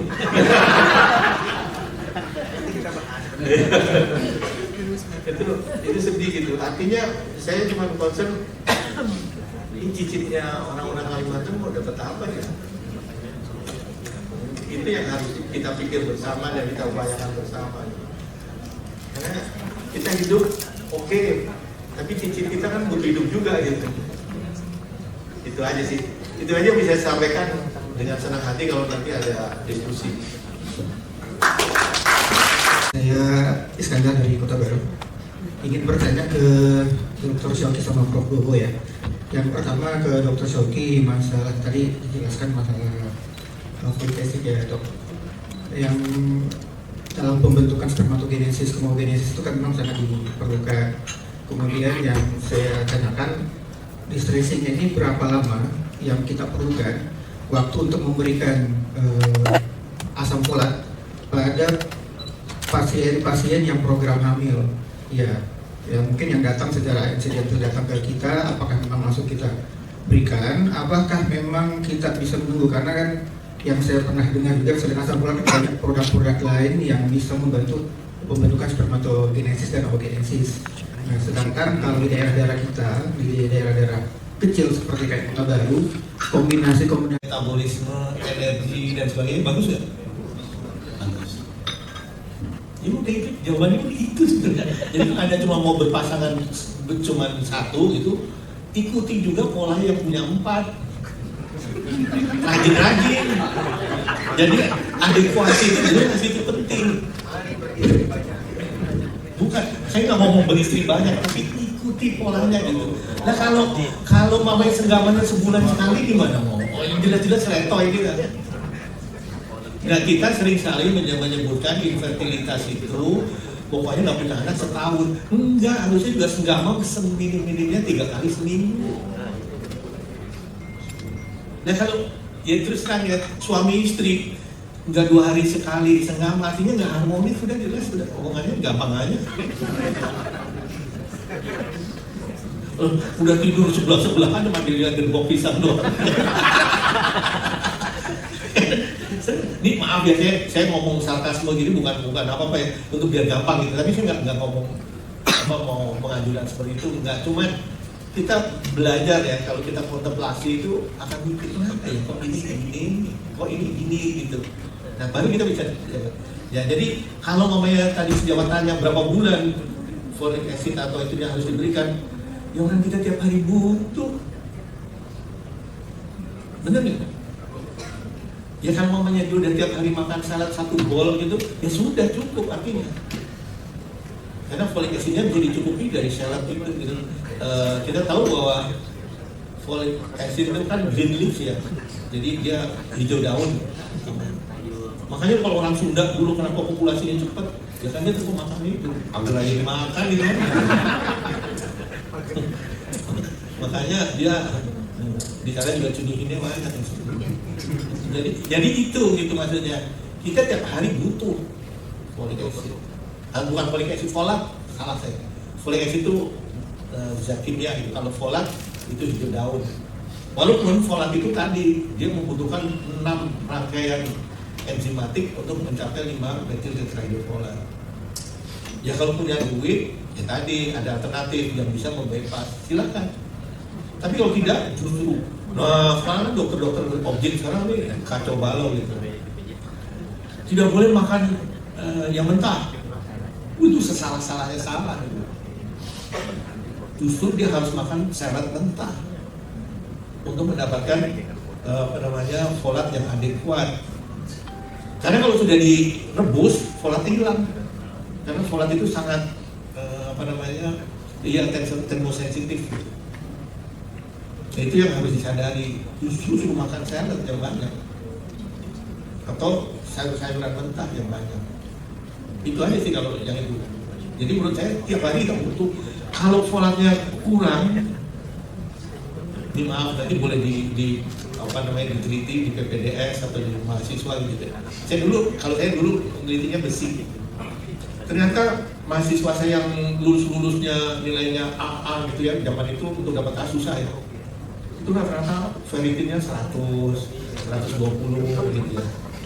Karena kalau folat ini sebelum ada LCM SMS susah gitu kita periksa. Jadi gampang gitu. Oh ternyata mahasiswa itu sebetulnya gampang juga ya. Kalau mamanya ferritinnya dicapai 100 kita tenang-tenang aja gitu. Ngajarnya udah tenang gitu. Tapi kalau ferritinnya cuma 10, 15, dodol bener. Cari kayak apa juga susah bener gitu. Oh kalau itu nggak tahu ya. Jadi maksudnya itu ya. Jadi sebetulnya paling penting bahwa kita tiap hari butuh untuk metilisasi dan seterusnya. Terus yang kedua tadi pertanyaannya, udah pakai MMS saja. Memang maksimal saya tadi di slide saya dari penelitian yang ada, begitu memberikan folic acid lebih dari 0,8 mg, ternyata unmetabolized folic acid dan homosistennya akan naik. Dan setiap kita memberikan folic acid maka harus disertai, karena dia kan ada namanya cyanocobalamin trapping dan sebagainya gitu. Maka harus diberikan B12, B6, zinc dan sebagainya. Makanya Bill Gates Foundation yang mensponsori pembuatan Angels itu MMS itu memberikan selain folic acid, besi dan sebagainya, dia juga memberikan multivitamin dan mineral lainnya. Itu jadi 0,8 paling maksimal. Dengan MMS itu menurut saya dia daripada nggak ada, karena kalau yang dijual kan diperiksa dulu kadarnya berapa, baru kita akan terapi. Terus yang berikutnya vitamin D. Menurut penelitiannya Hollis itu diberikan dan kemudian kita melakukan meta analisis bahwa vitamin D itu seminim-minimnya 2000, adekuat 4000. Karena sediaan terbanyak di sini 5.000, dia berikan 5.000. Tapi begitu kita memberikan 5.000, jangan lupa untuk menghitung vitamin K2. Vitamin K2 itu sebetulnya bisa diproduksi dari piloquinone menjadi metaquinone di usus besar oleh bakteri yang ada di usus besar kita. Cuman kalau tidak terjadi disbiosis. Jadi kalau sebetulnya tadi kita dengan makan salad yang mentah itu bukan cuma folat, tapi juga mendapat piloquinone yang menjadi bahan untuk diubah oleh bakteri-bakteri dan sebagainya di usus untuk menjadi metaquinone atau vitamin K2. Vitamin K2 itu kebutuhannya per hari sangat kecil ya, cuma 100 mikrogram. Dan kalau 100 mikrogram itu sebetulnya kalau di Jepang itu bisa dicukupi oleh makan natto. Natto itu kedelai yang difermentasi. Pertanyaannya, tempe kita itu sebetulnya juga mengandung metaquinone enggak? Itu perlu diteliti sebetulnya. Kalau ternyata dari tempe itu sudah cukup karena per 100 gram kedelai yang diberikan natto itu menghasilkan hampir 1000 mikrogram metaquinone, artinya sangat cukup lah orang Jepang itu. Makanya orang Jepang kan nggak ada yang aterosklerosis ya, karena dia rajin makan natto kan. Jadi kalau orang Jepang itu, kalau orang yang miskin itu kan makannya cuma nasi, atasnya siram natto itu, terus telur satu udah itu kita orang Jepang miskin ya. Kalau kita mungkin nggak mau. Jadi itu ya, terus apa lagi? Nggak ada lagi kan? Nah.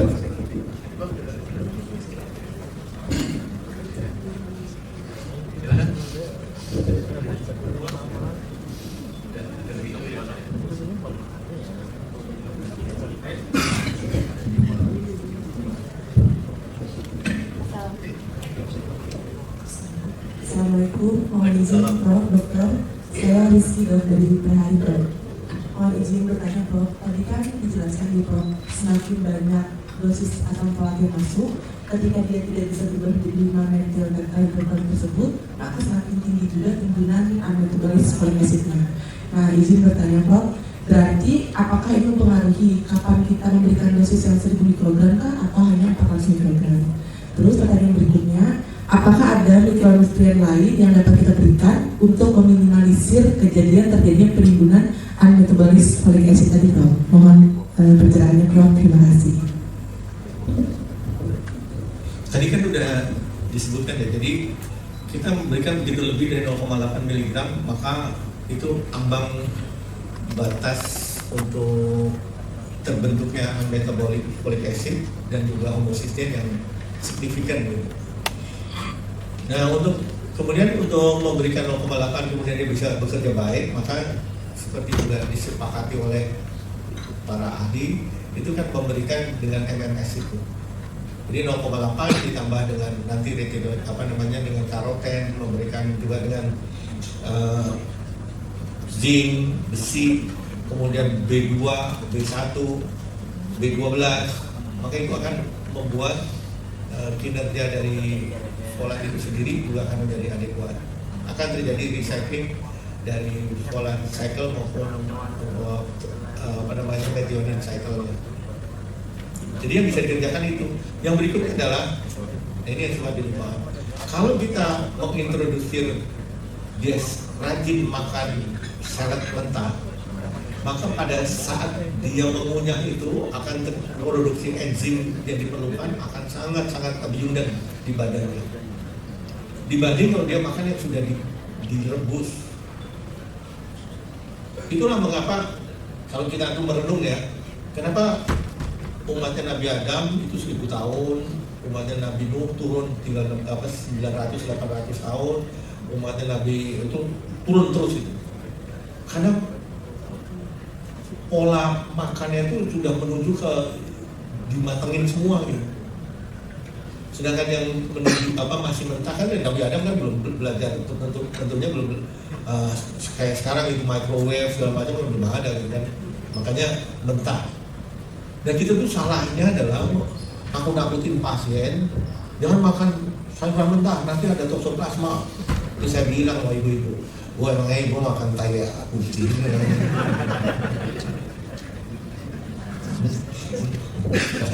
Pasiennya kaget, kok tai kucing? Lah iyalah bu, kan toksoplasmanya dari kucing.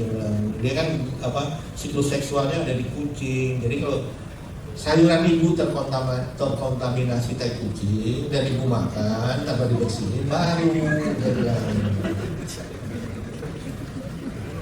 Ya kalau jorok begitu ya iya lah bu.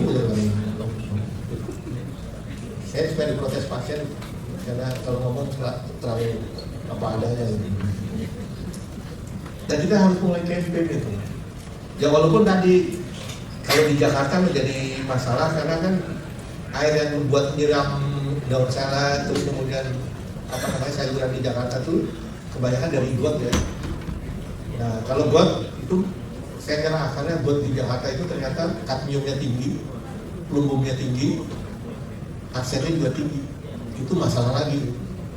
Karena orang di Jakarta kan kalau buang baterai, buang sembarangan kan. Dan begitu kita ngomong baterai di sana ada kadmium, ada plumbum kan. Itu masalah. Jadi kalau dia bisa menyelenggarakan sayuran yang tanda petik bersih, itu menganjurkan untuk makan makanan yang fresh itu sangat baik. Cuman ya tadi kan anak-anak sekarang senang yang fast food kan. Makanya fast food itu nanti dokter Sauki yang senang karena infertilitas ya. Karena dia kan kalau fast food kan akan mengindus obesitas, kemudian inflamasi, mengindus resistensi insulin dan seterusnya. Terima kasih. Silakan. Ada lagi masih ada waktu tadi. Udah teman. Oh iya. Entar kalau belakangan aja.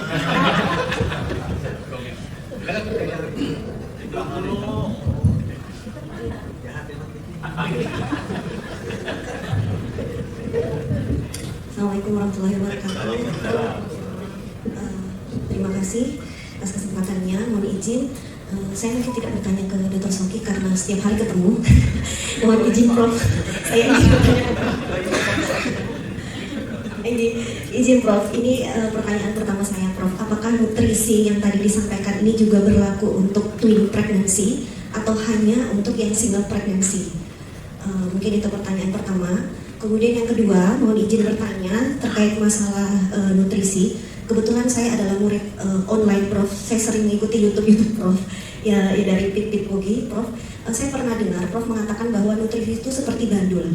Jadi kalau kelebihan ada resikonya, kekurangan juga ada resikonya. Dan tadi juga Prof sudah menyampaikan seperti itu.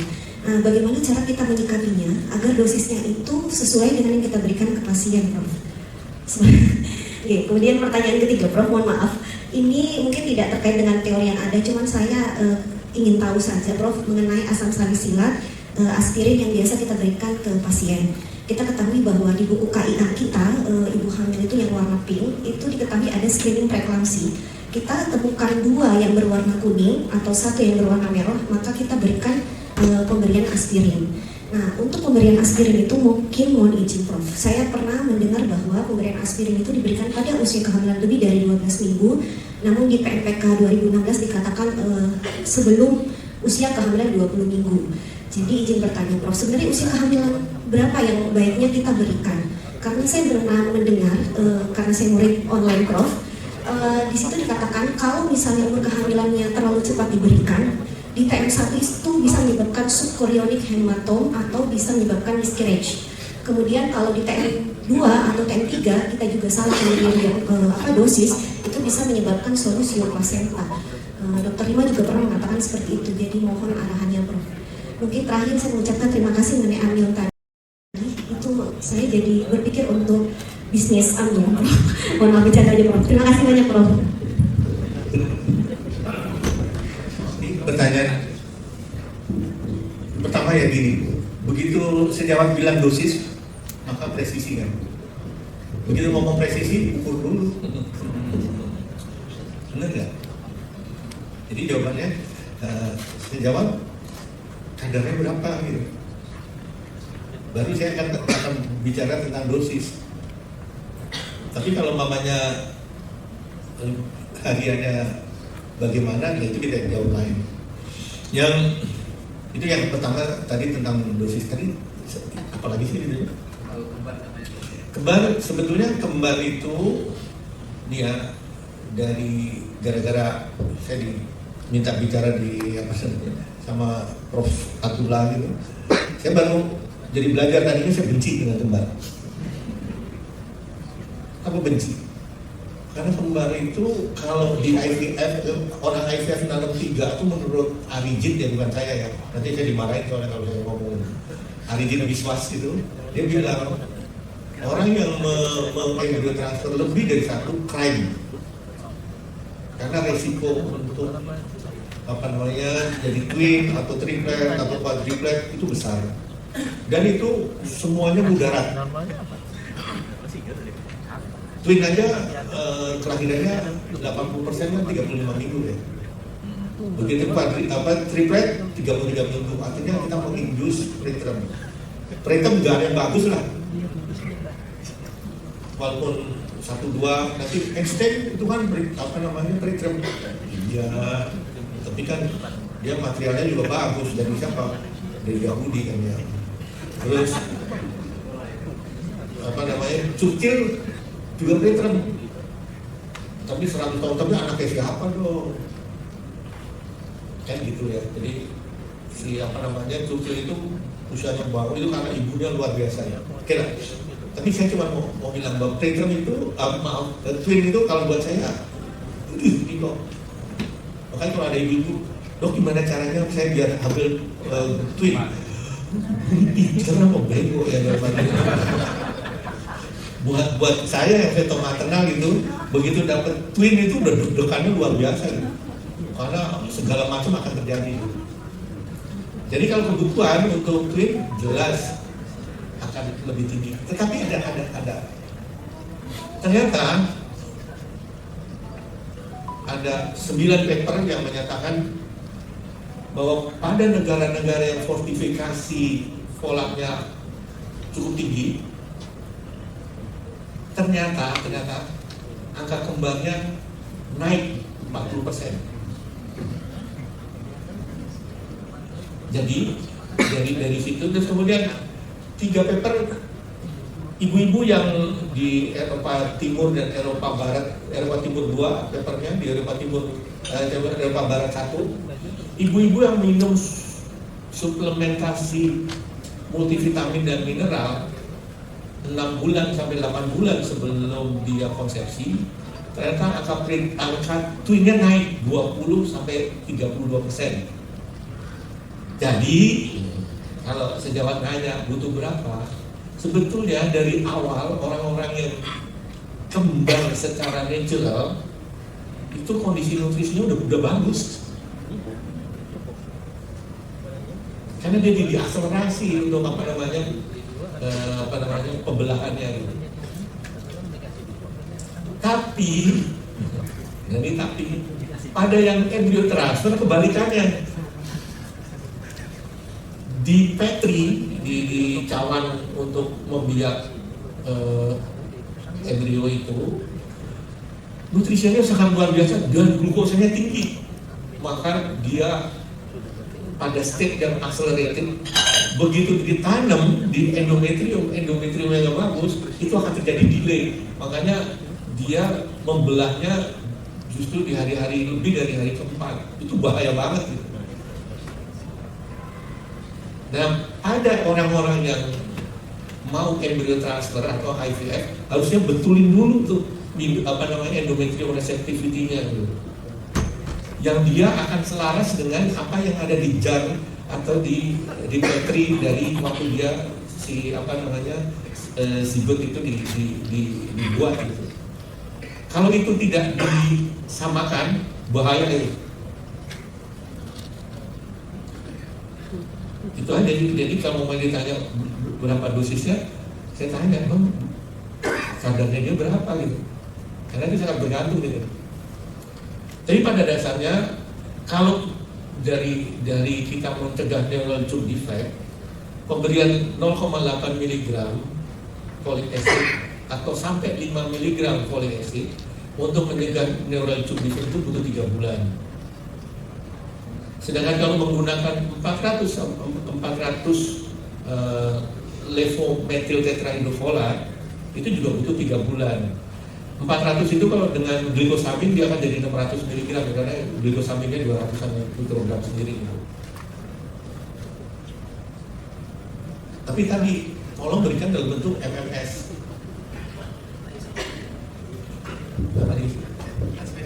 Aspirin. Saya sebel sama Nikolaides. Kalian tetangganya tuh ya di daerah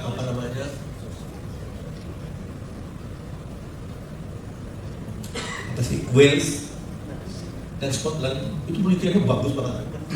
Bahwa ternyata orang yang makan sayuran dan kemudian buah-buahan seperti apricot, cauliflower, brokoli dan sebagainya, badan kita bisa membentuk salicylic acid secara adekuat. Kemudian saya meneliti sama siapa ya? Mufti Mutmainah. Pada pasien preeklamsi, salicylic acidnya tidak kurang di dalam darah. Terus ngapain dikasih? Apa dikasih asam salisilat ya sih? Makanya maaf, saya anti mainstream barangkali. Saya tidak pernah seumur hidup saya memberikan asam salisilat kepada pasien. Karena saya tahu cara mencukupinya dari makanan dan kemudian dengan berbagai nutrisi yang lain. Dan alhamdulillah di praktek pribadi saya kejadian preeklamsi, preterm hampir nggak ada lah gitu ya. Kecuali dia datangnya telat. Karena ya saya dibilang sama teman-teman curang sih lu pasien yang sudah diperiksa mau dan bisa diperiksa semua gitu. Itu gift tersendiri untuk saya gitu. Jadi badan kita mampu membentuk salicylic acid. Nah, terus saya tanya nih, saya kan tadinya penasaran sama Nikolaides. Kan itu sejarahnya cuma dulu orang itu menggunakan asam salisilat itu karena untuk mencegah MCI, mencegah stroke dan sebagainya. Tapi sejak kira-kira 2 atau 4 tahun yang lalu sudah dibuktikan bahwa ternyata dari meta analisis jutaan orang pemberian salisilat juga tidak mencegah, setelah 4 tahun lebih tidak mencegah juga kejadian stroke maupun MCI. Kemudian kalau sejawat baca lagi di kehamilan, pemberian salisilat dari sebelum 12 minggu sampai 24 minggu itu quote by quote bermanfaat. Tapi begitu diteruskan 24 sampai 36 minggu karena 2 minggu sebelum kelahiran di stop, itu nggak ada bedanya. Padahal preeklamsi itu paling sering terjadi 24 sampai 36 minggu kan. Terus kemudian Nikolaides dan Leonov pun ngeles apa? Kan kita mencegah cuma early preeklamsi, tidak mencegah late preeklamsi. Ngeles aja gitu dan nah itu kita harus sadari gitu. Jadi kalau mau memberikan aspirin sesungguhnya paling bagus justru sebelum 12 minggu, bukan setelah 12 minggu. Karena setelah 12 minggu kita tahu bahwa plak dari extraphilus trophoblast itu udah rilis, udah lepas, dia sudah langsung hemokorealis kan? Tapi tadi, kan ngapain gitu? Kalian kalau dia makan kacang-kacangan, makan sayuran, badan dia tumbuh. Nah, terus saya tuh penasaran kan, kapan sih ditemukan aspirin ini pertama kali? Cari lah saya di pustaka. 1922 itu ilmuwan Jepang menemukan yang namanya aspirin. Nemunya dari mana? Nemunya dari darah orang, bukan dari tanaman atau tanaman bigelow itu, bukan. Dari darah. Dari darah dia mengekstrak aspirin. Nah, kalau diekstrak pertama kali oleh ilmuwan Jepang dari darah, akhirnya apa? Tubuh bisa bikin. Kalau tubuh bisa bikin, kenapa nggak bahan untuk bikinnya aja dicukupi? Itulah makanya saya mohon maaf, hampir 40 tahun saya praktek, saya nggak pernah memberikan aspirin ke satu pasien saya pun. Karena saya, ya alhamdulillah diberi pemahaman bahwa aspirin bisa dibuat oleh tubuh kita sendiri. Demikian juga heparin. Heparin itu kan diproduksi oleh mast cell atas induksi dari zinc. Makanya zinc itu punya korelasi sangat kuat dengan PET. Jadi kan kita mengerti fisiologi itu, ya kasarnya obat-obatan itu nggak terlalu perlu gitu. Karena badan kita bisa bikin. Jadi pada awal kehamilan, begitu fertilisasi terjadi, itu kan di dalam ovum akan terjadi zinc spark. Zinc spark itu akan mengirim sinyal ke seluruh tubuh. Ini akan terjadi implantasi. Begitu akan terjadi implantasi, akan terjadi metaloproteinase yang akan naik dan seterusnya. Maka berita itu menarik semua mast cell untuk berkumpul di endometrium. Dan salah satu pembentukan si mast cell ini kan kita tahu dia akan membentuk tadi heparin, membentuk histamin dan sebagainya. Kalau itu semua diorkestrasi dengan benar, maka hampir nggak mungkin dia kekurangan heparin. Saya bingung gitu. Kita ini, ya maaf ya, bukan agak lemah, emang nggak peduli dengan fisiologi gitu. Kalau kita ngerti fisiologi benar, itu sebetulnya bisa mafhum gitu. Badan ini udah diciptakan oleh Allah begitu lengkap dan komplit gitu, nggak ada lagi yang kurang. Jadi sih kalau menurut saya. Nah, risiko aspirin banyak. Salah satunya adalah sejawat kita di Serang itu marah besar waktu kita bikin acara di Jakarta. Dari dulu saya dikasih tahu bahwa aspirin akan membuat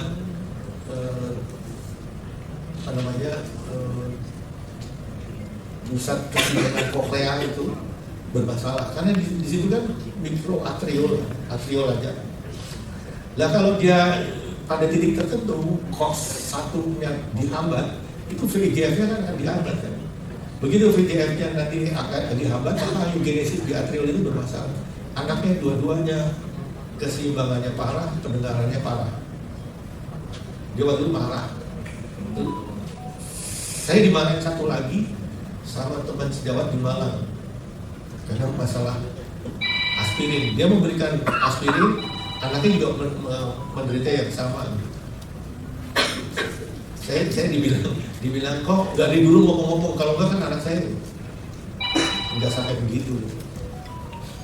Jadi menurut saya kita harus pegang nature ya, bukan apa-apa sih, walaupun itu sulit memahaminya gitu, karena ilmunya jadi julik gitu kan. Tapi itu yang terbaik menurut saya. Terima kasih.